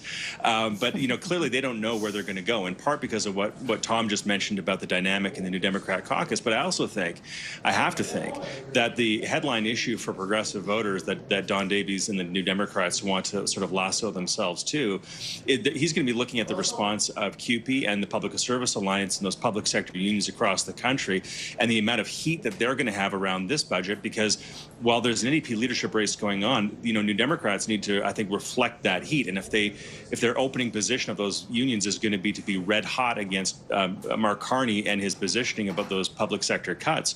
The NDP have to align to that. Otherwise, why, frankly, do they exist? What the diminished party as they are, why do they exist if they don't echo those voices? So I think that's going to put Mr. Davies in a tough spot. He can't corral his caucus, and he has to reflect those voices from the outside. So I think they're in a very tough spot to reconcile where they're going to be.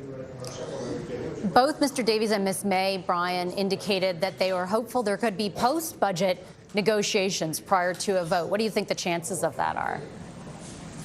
I think it's possible. I mean, look, I think my colleagues are making great points. I'll make the one that is sort of underlying all of it as well. I mean, I think if a party is seen to throw us into an election, Canadians ain't going to be impressed. I think that would be probably the wrong thing to do at the wrong time, to say the least. People never really like an election, but certainly given the circumstances and how long has gone since the last one, I think people would be quite irritated about that. Nevertheless, you can still find yourself in a campaign. People will kind of posture to try to blame others, and people will ultimately still have to decide who their MPs and by extension their government will be. So you can still fall into an election even if everybody's pretty upset about it.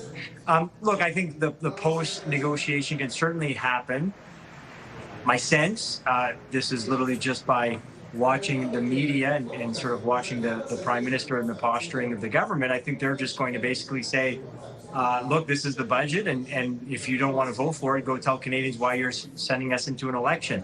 They'll probably have that somewhat publicly. I think behind the scenes, there have probably already been discussions with parties, most likely the NDP, and I would assume that they'll certainly reach out to see what would it take for you to support this. I think the Prime Minister feels certainly like he has some wind in his sails after a few months in government, and probably still a bit of a honeymoon to be able to ride this out and play this game of chicken, if you will. Not a game, but you get why I'm saying that.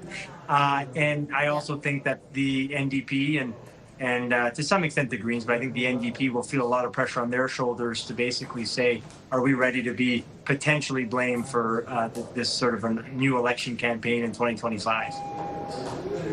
So if you are just joining us now, the federal budget has been tabled, and we are getting reaction into that budget from opposition parties. At the bottom of your screen, we've got some of the highlights of actually what is in the budget, and we've talked about the politics now for a second.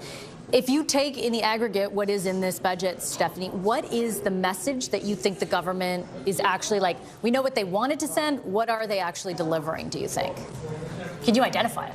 I mean, I would say that there's a high-level takeaway for a lot of people, and it might be this. Over the last decade of Liberal government, the Canadian public has been really conditioned to believe when the government says we're going to transform your life, we're going to change your life, it means we're going to pay for your life. And in this instance, what we have is a government doing sort of the opposite of that. And they are turning to the private sector, and they're saying, your turn. We have done a lot of things over time. We are still going to spend some money, but as the Prime Minister once famously said in his days in the private sector and in the central bank, there's a lot of lazy corporate capital out there, and it's time for you guys to start spending and for us to spend less. That's interesting because it puts a lot of pressure on the corporate Canada to deliver on the promise Mr. Carney is making to Canadians.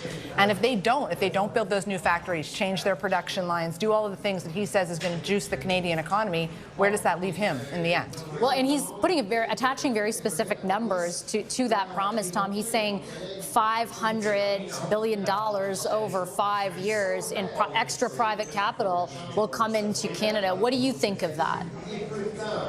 That's aspirational, as they like to say, but what I know is that they're promising, and this one they will deliver on, more than $300 billion in new debt on the backs of future generations over the next 5 years, because those are their own numbers, and that's at the very minimum. That's what they're going to be leaving on the backs of future generations. So we're not only leaving them a huge environmental debt, we're leaving them a huge economic debt, and there's no plan to get away from it. One of the problems that I see from a simple, basic political communications point of view, I watched the entry into the House of Commons by both Prime Minister Carney and Finance Minister Champagne, and they were doing the opposite of any good common sense. They were setting the bar so high. And then once he stood up, we just watched Champagne walk under that bar. He never met that bar. None of the promise of generational, transformational spending and change is there. Even the stuff about the public service is, well, we'll sort of let the baby boomers retire early and maybe we'll tap into a theoretical surplus in the pension funds to get them out faster. But there's no plan around that. You know, when Paul Martin and Jean Chrétien went after the years of deficit spending that we had, they did it seriously. Here it's just guesswork and, well, let's hope something proper comes of it. That's the problem. That, for me, is the basic flaw in this whole budget process that we've just seen. A lot of that spending's already taken place. That's not their fault. That is fair to say. But at the same time, they haven't done their part of the job, I don't think. Are there too many, to Tom's point, assumptions built into what they're saying this budget will do for Canadians, James? Yeah, I mean, look, there's blocks of funding, especially the bulk of new spending on the defense side. That's, you know, defense procurement is a challenge. A lot of that's going to go to salaries as well. And also on the tax incentive side for businesses to invest and reinvest back into the Canadian economy. Again, good policies, but they're going to take a long time to have sort of practical, real application and sense of accomplishment for the economy.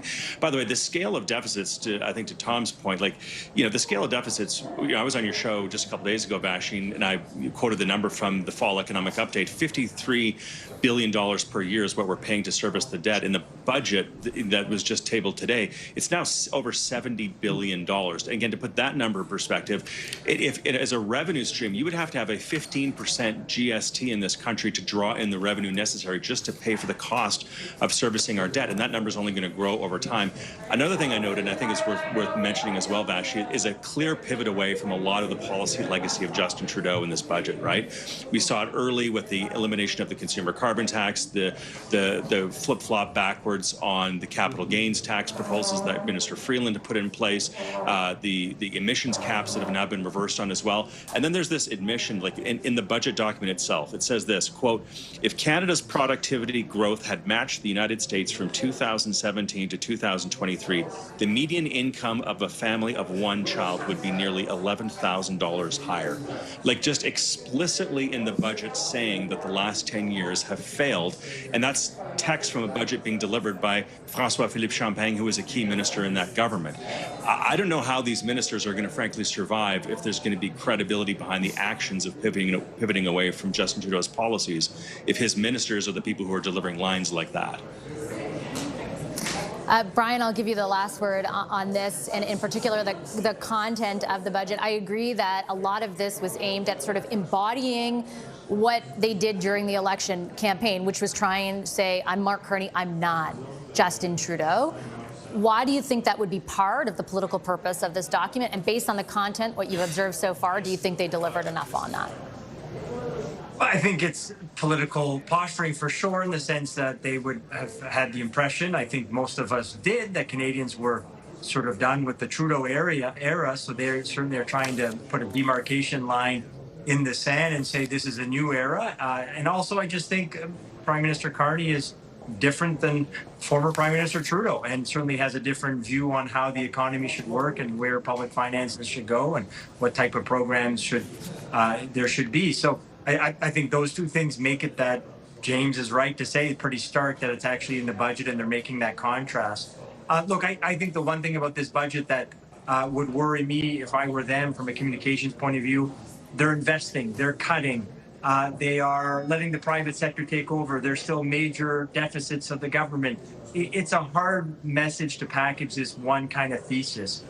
But governing is complex, and they're certainly not the first government that's going to have to try to figure out competing messages and how you kind of wrap that up so Canadians can understand what they're trying to accomplish. Okay, I've got to take a quick commercial break. Our front bench, I think, will be with us throughout the rest of the evening as we aim to parse apart what this budget means for you and what it means politically. We're hoping that the leader of the Conservatives in the House of Commons, Andrew Scheer, will be our next guest. He is making his way to our set, and we'll be back with you in just a moment. I'm a simple man, but now that I'm in my 50s, sometimes I feel like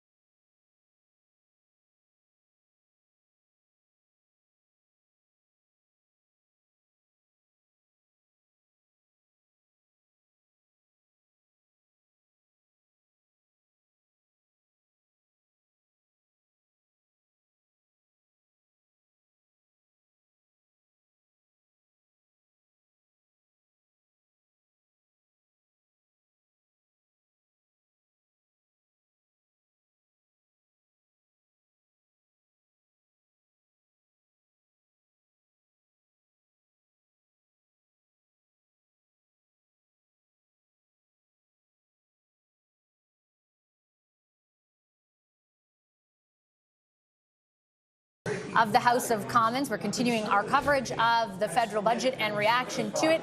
To that end, I have with me here the House Leader for the Conservatives. Earlier, I teed you up as the government House Leader, but no, the House Leader of the Conservatives, Andrew Scheer, who's with me here in the foyer live. Mr. Scheer, before I get into your reaction to the budget, I got to ask you, we just got into our inbox. An MP of yours, Chris D'Entremont, has quit caucus, has resigned from caucus. Your reaction to that and what it says about your party? Well, it's disappointing that Chris D'Entremont has decided that he doesn't want to fight for a more affordable life for Canadians, that he doesn't want to fight inflationary deficits that are driving up grocery prices in his riding. You know, he's now telling constituents that he just got their votes just a few months ago, that now he's in favor of the industrial carbon tax on things like farm equipment and fertilizer, driving up food costs, that he's in favor of fuel standards that the Liberals are imposing that's going to increase gasoline by 17 cents a litre.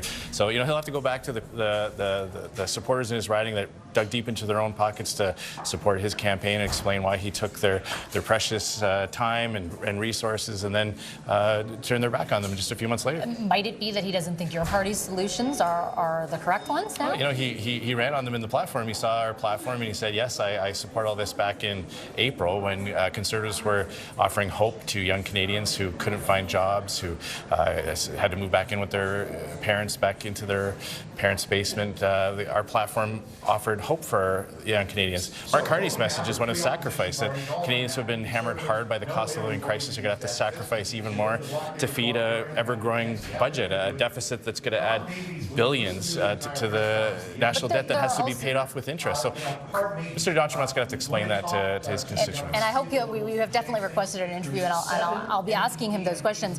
But ultimately, what does it say that there might be enough in this budget and the way in which this Prime Minister is governing to satisfy someone who ran just a few months ago as a Conservative? Does that not say something more largely about your I wouldn't party? read too much of that. I know Mr. D'Entremont has had some personal grievances about the fact that he didn't get elected Deputy Speaker. He's been kind of upset about that. So I'm disappointed that he let his own personal grievances get in the way of his commitment to his constituents, that he would fight for a more affordable budget to bring down the cost of living, to lower the tax burden on Canadians. But again, he's going to have to explain to all the people that he looked in the eye, took their donations, put signs on their lawns, and then explain why he betrayed them just a few months later. Let's talk a little bit about the content of the budget.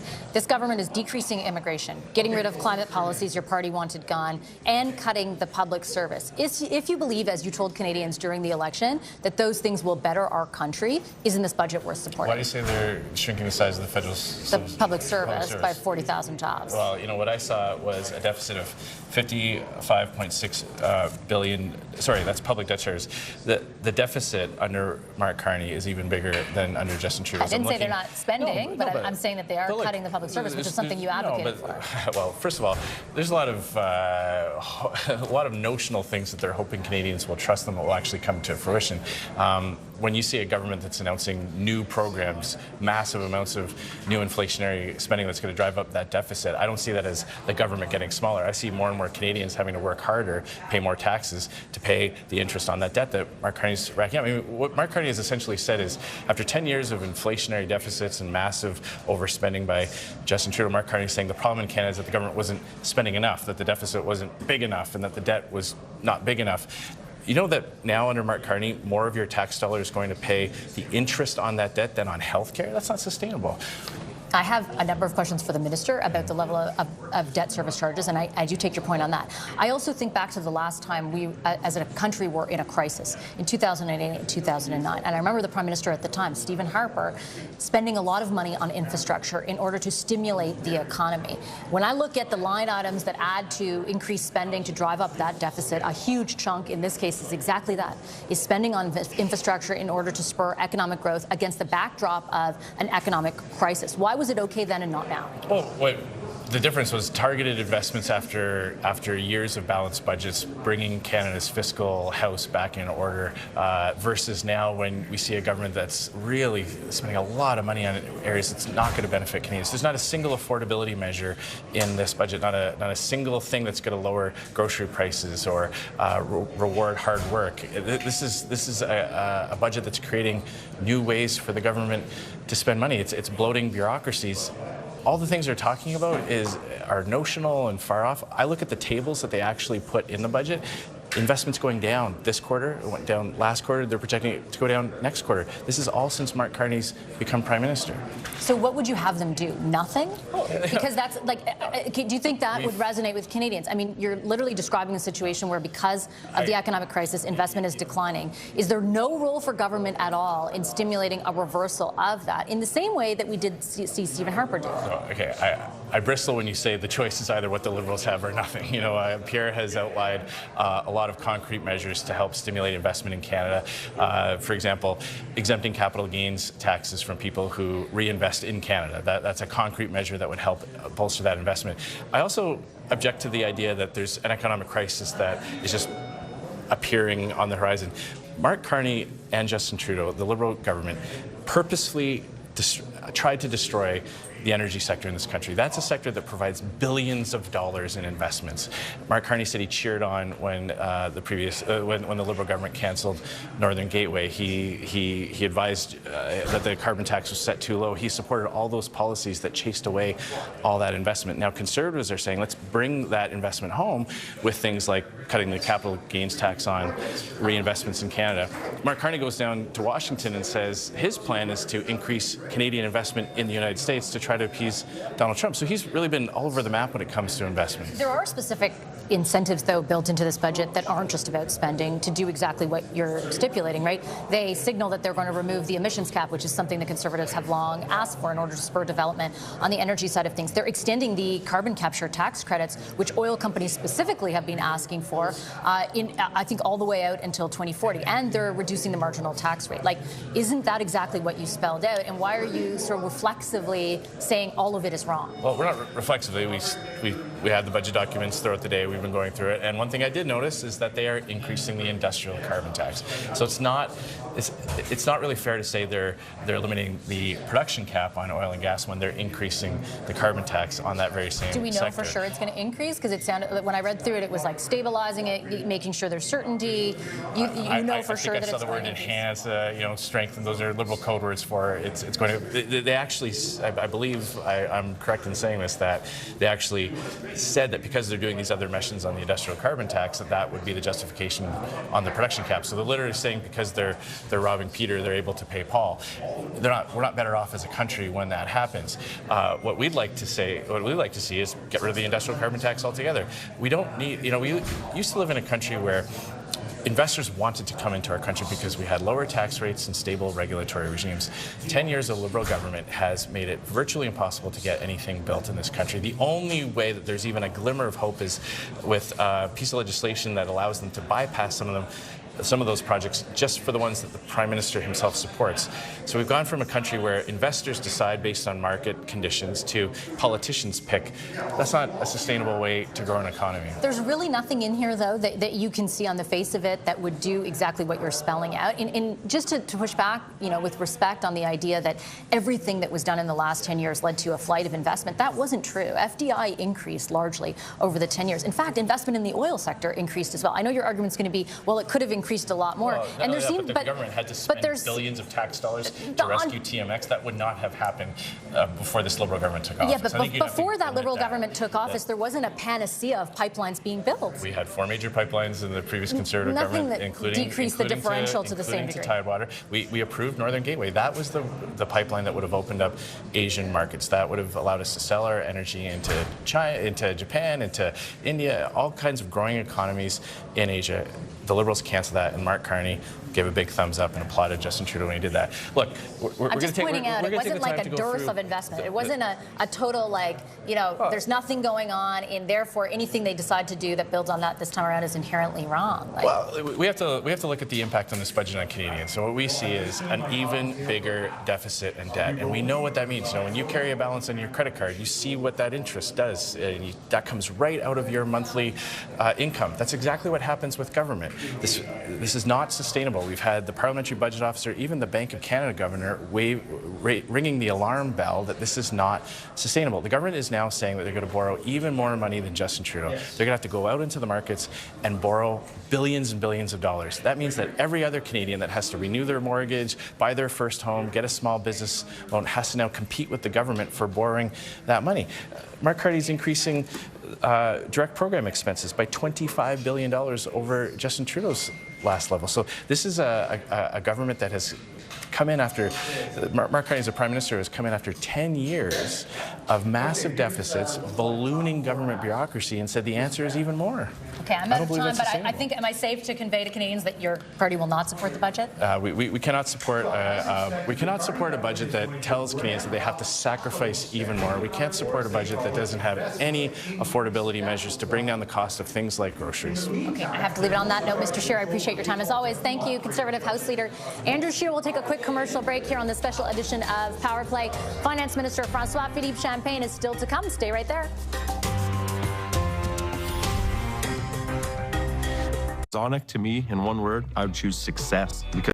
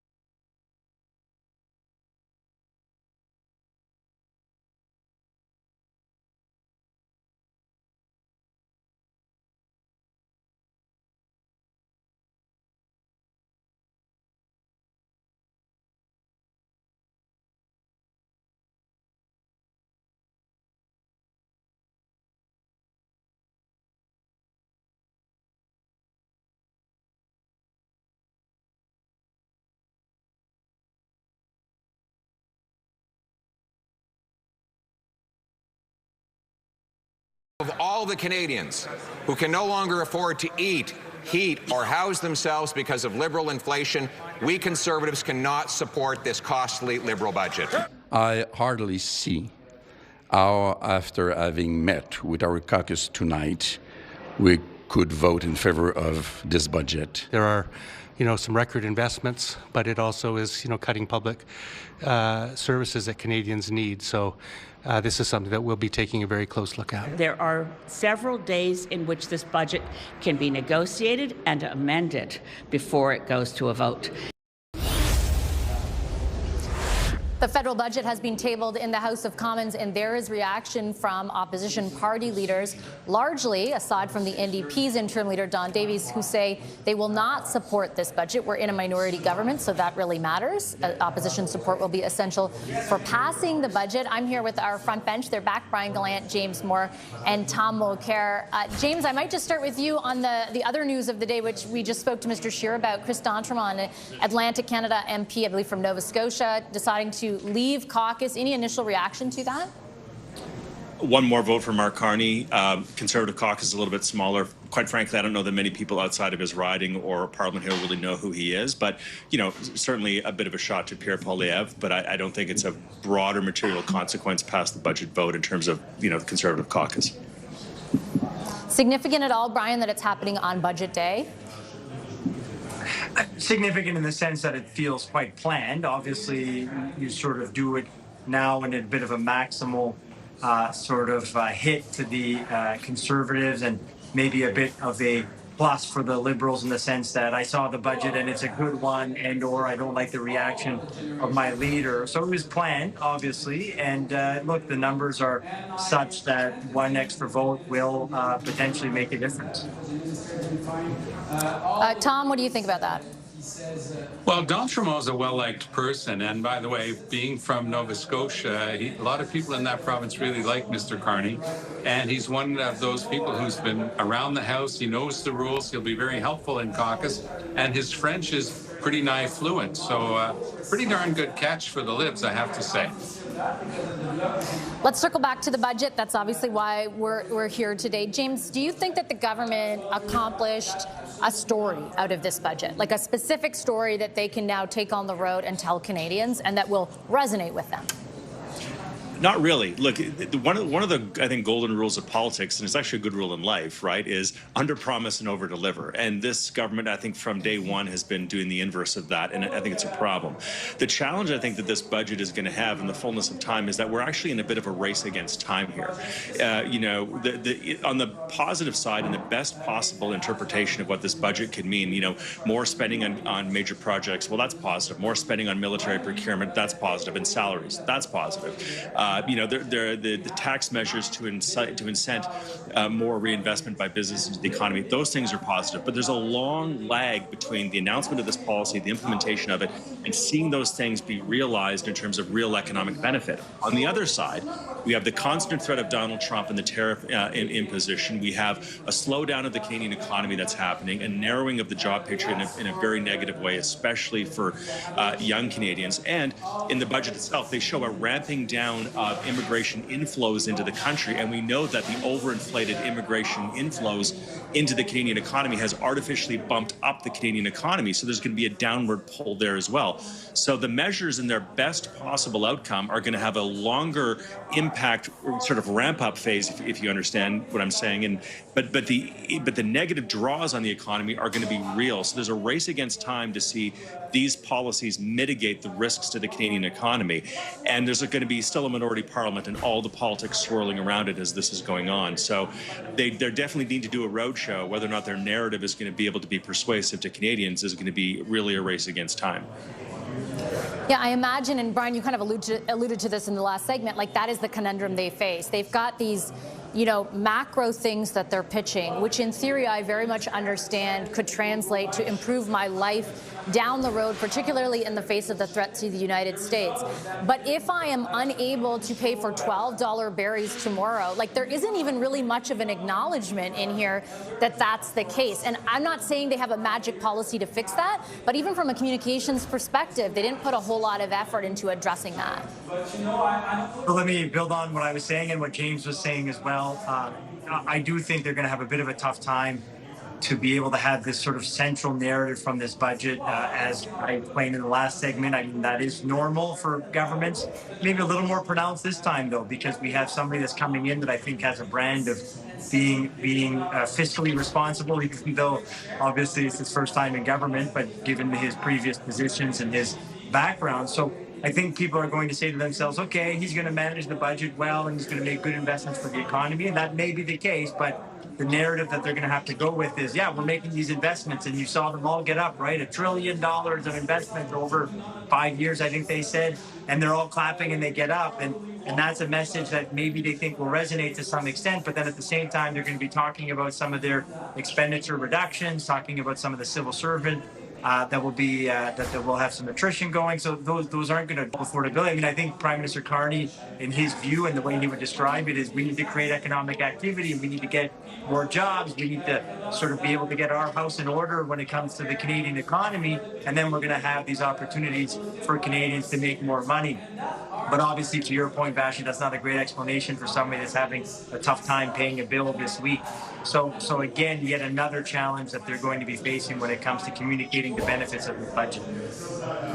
Well, and the other assumption that's built in there is that this stuff that they've put in the window in this budget, Tom, will accomplish that, right? And I'm not saying that it won't, but like James said, they're facing very difficult and unpredictable headwinds from the United States that could actually make the situation, for example, if CUSMA is at risk next year, much worse before it even starts to get better.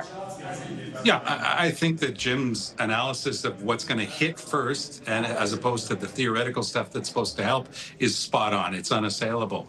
But I also think that the average Canadian has built a lot of that into their reasoning right now. And I do think that Carney has a storehouse of good faith on the part of most Canadians who say, look, this guy was dealt the hand that he's got. Trudeau left an absolute mess in terms of public finance and public administration. Trump is is stranger by the week and the month. We're never sure what's actually going to happen. Even the most recently announced 10% tariffs haven't materialized, and we just don't know what, which foot we're supposed to be dancing on. So it's a very tough situation. I do think there's a lot of indulgence there. But I also believe that the fundamental mistake of overselling just how good this budget is going to come back to haunt them. I remember, I worked quite a bit because I was the NDP's finance critic then with Jim Flaherty, who had a very easy way of talking to ordinary folks and to Bay Street. And I'm looking at François-Philippe Champagne. I'm not taking anything away from his abilities, but I'm not sure he's got the capacity to talk to average folks the way Flaherty could. Maybe he's got an audience on Bay Street, especially with some of the announcements today with regard to the tax system. But overall, it's going to be a very tough sell now that they've pitched it as being transformational, generational. For future generations, it ain't great, because on the environment, Elizabeth May's right. This budget really falls short. Mark Carney knows more about the environment than any leader of the G7, but somehow his stamp didn't appear in this budget. There's also and Tom referenced this, and so did Brian, James, but the spending side of the ledger, or the saving side, I should say, right? And on that, I read through every part of the budget, and it was like, this department will do this department will do this, but the word redundancy was used, I think I counted 17 times. Like, the specifics were not necessarily there outside of the job adjustments, as they call them. Do you see what they have announced on that side of things as impactful or profound, or living up to the way in which they telegraphed it would be? Well, we'll see, but I'm not going to hold my breath. It's kind of reading the budget document as well, Vashi. It's kind of like, the guy who you went to high school with, who's always planning on starting a business. He's always planning on going on a trip. He's always planning on starting a new diet. He's always planning on doing something, but it never kind of happens.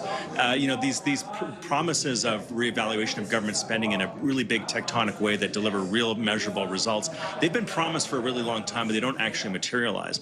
But building on Tom's point as well about the politics of this, and something that I think is missing, is that it seems to me when you read the budget document at a very high level, this budget document reads like it was written by an economist who has a majority government on his side and lots of runway in front of him.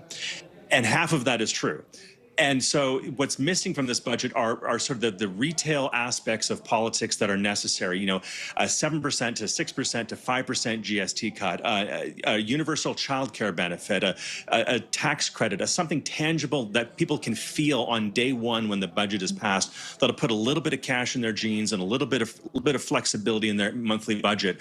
There's practical stuff that's not here, that's not tangible. So their sales pitch is going to have to be the macro and Trump and the fears and anxiety that the Canadians do feel. And believe me, sunnier days are going to come. The cuts may happen now, the disappointments might be now, but the benefits will be in the future. And that's not super satisfying to people who are looking for a couple $100 more now to give them a little bit of breathing room so they can feel a little confident about their spending picture going into the Christmas break. Like, it's just not there on the practical retail side of politics. It's interesting because, I know there's a lot of criticism among this version of the Liberal Party and other parties, Brian, for the previous Trudeau government. But often in budgets, that party, under Trudeau did a good job of that, right? There was something in there that you could say is different for my life tomorrow, whereas it's very hard to ascertain that in this budget. Does that ultimately impact their ability to have it resonate with Canadians? Like, is this going to feel generational for Canadians tomorrow? Yeah, look, there's a lot of layers to that question, in the sense that when you announce something that is a little more retail, as James is suggesting, there's no question that can be more easily understood. People will talk about it at the dinner table. They'll talk about it when they're sort of waiting for their kids to pick them up at daycare. And they'll say, hey, did you hear about that tax credit? Did you hear about that new program? That's going to be great for us, great for whatever. Not a lot of that in here. There's no question. But at the same time, another layer to your question, I think, also has to be that I think a lot of people would have criticized the Trudeau era with too much of that and not enough on the macro, and being worried about where are we really going with all of this, and what is the plan for us to increase our productivity and ensure that we're prosperous for years to come. What's the plan for our finances? I think that was probably a big criticism. So most likely there's a lot of, whether it's people from the Trudeau government, Carney himself, that are saying, no, like, we're going to change our approach and we're going to focus on the macro. Now, the third layer and last layer I'll share is the communications. Although I think a lot of Canadians might say to themselves, yeah, maybe it is time we focus a little bit more on the sort of bigger themes and less on the retail stuff. The communication of it will be difficult. There's no question. It's very hard to try to explain these big concepts in small little tidbits. And certainly when there's going to be other things that might be a little more interesting for media to cover. Tom, the last 30 seconds goes to you. Mr. Champagne, the finance minister, has just sat down next to me, so I got to give Tom Mulcair the last word. I know. Yeah, I sat in the house when he was there, and he's very good. So he wants to hear what you have to say. Yeah. For sure. I'll ask him why he doesn't put back the $2 billion tree program. Getting rid of it makes no sense at all when we've lost over 8 billion trees to wildfires just during the 2023 season. Okay, we'll put that question to the minister in a moment. Tom's worried about the 2 billion trees. Thank you so much.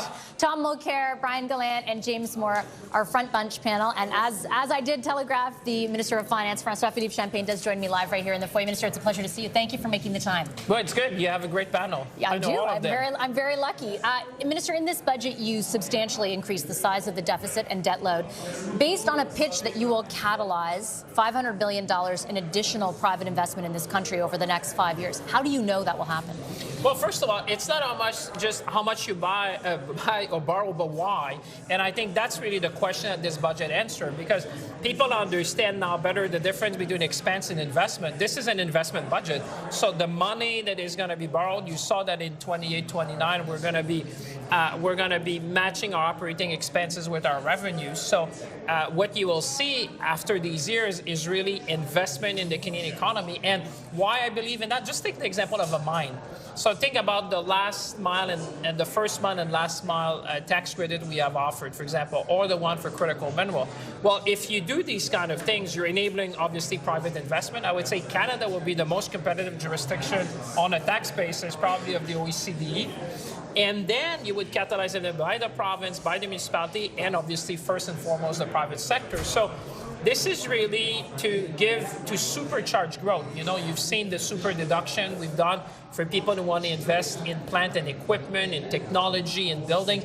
I mean, we're addressing the productivity and competitiveness challenge that this country has been facing for a very long time. So that's why I think this is an investment budget, and the way for us to grow our economy is to invest and to provide the incentives in order for the private sector to bring and to have these investments in our country. And I do take that point, but I am, you know, I would say my impression after going through the budget is the pitch is we have to spend this much. I know you're going to say invest, but you're spending money, you're spending taxpayer money in order to garner a significant growth in the return on investment. And my question to you is, like, how do you know that that return will come? And I put to you with great respect, you were the ministry who oversaw decisions to put a ton of taxpayer money into the EV sector that is now blowing up in all our faces. Well, I mean, don't take it from me, take it from the International Monetary Fund, who first said the two countries of the G7 and in the world that stand out is Canada and Germany. And secondly, they said, well, smart economies that have the fiscal capacity. And when I say it's generational, what we've done in Canada compares very well to what Germany has been doing, which is the largest economy in Europe, and their generational infrastructure plan that you've seen. And what the International Monetary Fund said is that countries should be investing in infrastructure, in housing and productivity, because that's where you have the greatest multiplier. So obviously, when you make these investments, you know the multipliers, and you can see the impact on the economy. And that's why I say this is the kind of thing we needed to do in this country. People understand at home we have some headwinds. The world has changed. We live in a very different world, and the way forward for us, and I know you would want to use the word spending, but folks at home understand. When you go to the grocery store, you spend. When you buy a house, you invest. For government, it's about the same. You know, we need to, that's why we did the tough exercise of finding $60 billion, because we say we need to spend less to invest more, put our house in order. Canadians have been doing it at home. They've been tightening their belt. We did the same. But now it's the time to grow the economy, invest in housing, in our defense and our sovereignty. And I do have questions about those savings. But as you speak, it reminds me so clearly of a message you delivered as a different kind of minister under a different prime minister, but from the same party. When over and over the refrain from your government at the time was confident Canadians invest in themselves. And the promise was also for economic growth. Instead, what happened on a per capita basis is that GDP declined by by 2.5% below pre-pandemic levels over the last 5 years. Liberals were not able to deliver on the promise that you're making tonight. Why is this time any different? But in fairness, Vashi, in fairness, the world has changed. I mean, people understand at home. The scope, speed, and scale of the change, I wish you would be at the G7 with me. When we sit together, we say what we're seeing today is unprecedented, probably since 1945. So you can compare a period before the world changed, when our largest trading partner decided to change the rules of the game, not only for Canada, but for the world. You know, pretty much every country of the world. I understand. So the world has changed so significantly that you can compare these two periods. It's like if you. But really, because you're saying the exact same things. We need to invest in ourselves in order to get a return on the investment, and you're guaranteeing that will come when it never did before. Well, I would say if you look at the things where you invest, and don't take it from me, go back to the International Monetary Fund, what they say.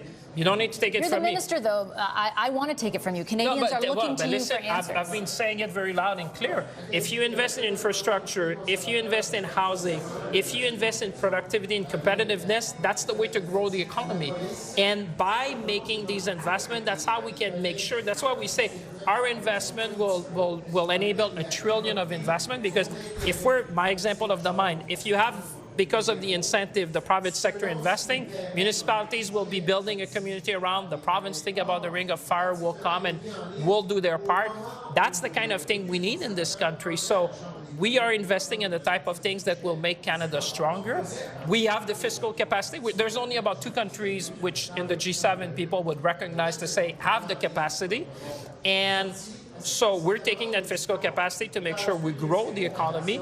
And by growing the economy, that's how you protect jobs. That's why you have the future. My message to people at home, we're going to be okay. We're going to be okay. It's a tough world. It's very different. You and I have lived different crises, but this one is like we've not had seen in a long time. But we're going to be okay because we've put our finance in order. We have the fiscal capacity. We're going to invest smartly. At the same time, we'll reduce our operating expenses. So you flagged, for, as an example, mines, right, in the Ring of Fire, and that's and critical minerals, all part of the energy sector. What we had heard from that sector, loud and clear heading into this budget process, was in order to spur growth of the sector, they would need to see things that they've identified as irritants removed. You have, in this budget, signaled, not said for sure, but signaled that the emissions cap will be removed. You haven't actually repealed it. But what about other stuff? What about the tanker ban? What about C-69? If you truly wanted to catalyze private investment and economic growth in the energy sector, why are you only bringing about half measures to do it? Well, look at the major project office. Look at LNG Canada 2. Look at the projects we have selected. Look at the Port of Montreal expansion. I mean, we may not talk to the same people, but when I talked to the CEOs, they were very happy about what they saw because they understand that now we're making that shift towards growth. We're having the major project office. We are now, if you look at the marginal effective tax rate, which is really not what necessarily people at home would look, but if you're a chief financial officer of a company, what you're looking is how much is the tax rate. Canada is more competitive than the Americans now. Imagine. So you're talking to a company, and most Canadian companies have operation on both sides of the border. Today, with this budget, Canada is more competitive than investing in the United States. That's a huge thing, because when people have a choice, they will decide where we are competitive. So we are more competitive on the tax side. We have put a number of measures for critical minerals. We're going to power the economy of the 21st century. When it comes to major project, we said, you know, one project, one review, we're going to do better. And those that I've talked to would say, Minister, we've been listening to the business community. We've been listening to investors. We say, what would you need to make Canada the place to invest? And honestly, with the measures we have in the budget today, you know, on the tax side, on the tax credit, think about the super deduction. With respect to Minister, are you talking to the conventional energy players in this country who have felt as though their ability to expand has been greatly hindered by the policies that your government, the previous government, put in place? There is an acknowledgement of that in here in the removal of, or the intended removal, not explicit removal, intended removal of the emissions cap. But beyond that, if you were truly serious about supercharging the conventional energy sector, making us an energy superpower, why would you not do more in that vein? That wouldn't cost taxpayers anything. Well, listen, it's already a lot. I mean, look at, we're going to be more competitive than the United States. That's a shift that we've not seen in a long time. And this is even after the big, beautiful thing. You think that's going to get a pipeline built? Well, I would say this is going to make the investment in Canada, you know, if people have a choice, they're looking at these type of things. And when you talk to the sector, I mean, I don't know, we may have talked to different people, but when I talk to the CEOs in the sector, they've seen what Canada's doing. They see the major project office. They see that we're serious. They've seen the tax credit. They've seen the approach we're taking to make sure that we are a global energy superpower. Look at LNG Canada too. Canada will be one of the countries in the world. That has been in development for 10 years. With all due respect, it was put on the major projects list because it's just needs to get over the finish line. But we should be happy. I'm not you should saying be happy. I mean, there's something to be happy in the budget. There's the potential for another oil pipeline. My question to you is whether what you're doing is going to incentivize that. I would say when you are the most competitive tax jurisdiction, when you compare to the U.S., that is incentive that people will look at. We've talked to the people in the sector, and I would say we should really look at what we've done for Canada. This is a generational shift. We're taking steps that are going to make Canada look very different, provide prosperity, provide jobs, provide growth. And at the same time, we're doing the smart thing that we need to do for a long time, and the time is to do it now. And so that's why I think if you look on the tax side, I'm very, very confident because compare that to the United States. That's what you need to do, Vashi, because you have to compare what we do to the U.S. The amount of conventional energy investment in the United States has been going at a rate that far exceeds anything that's being happening in Canada. But I take your point. You think it's going to change. Okay. Give me a chance. We just issued the budget an hour ago. Let's see what happens. I hope for the best. Give me a chance. One final question, if you don't mind, Minister. I know your time is limited. And I do want to ask on behalf of Canadians who are listening tonight and listening to your points about how what you've done in this budget is intended to spur economic growth over the mid to long term, and wondering why isn't there something in this to help me pay for $12 berries tomorrow, to help me pay for groceries that have increased by 30%, for example, over the last 5 years. I'm old enough to remember not too long ago when you were the Minister of Industry, you said, we're going to get those prices down. That didn't materialize. Why isn't there more in this budget to address the immediate affordability needs of Canadians? Well, that's the first thing we did, was to reduce taxes for 22 million Canadians. But they're still hurting. Well, and that's why we need more affordability measure. But one of the Why aren't they in the budget? Well, there's one, which it calls about building Canada homes, because if you can build more affordable housing in the country, you're making that more affordable for Canadians. So there are a number of things in the budget to make life more affordable for Canadians.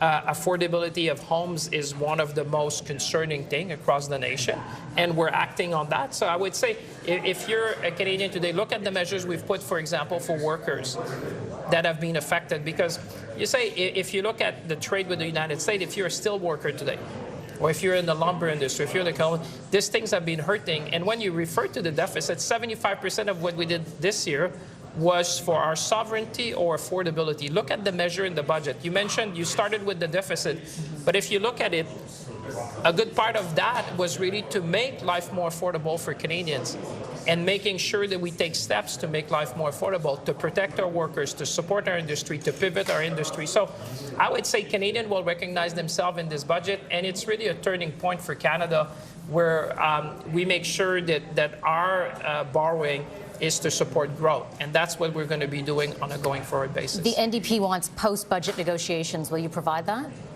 Well, I think that the Canadians have heard, and there's so many measures there. I mean, even the Canadian Labour Congress came out and said, this budget. I'm just asking, are you willing to negotiate after with them? They're saying listen to the Canadian Labour Congress, which said, thanks God, this government have put workers at the heart of their economic strategy. That's pretty convincing to me. It's not me saying that. Is that a yes or a no? Well, you should ask them. I'm sure they're going to come on your show. I come all the time you invite me. Maybe they'll come. Okay, we hope to see you again soon. Minister, a pleasure as always. Thank you so much. Thank you very much. Federal Finance Minister François-Philippe Champagne, fresh off, of course, delivering the federal budget in the House of Commons. We are going to continue to have a ton of reaction to that budget throughout the evening and into tomorrow right here on CTV News Channel. That does it for this special edition of Power Play. I'm Vashi Kapelos. Thanks so much for watching, and I'll see you tomorrow.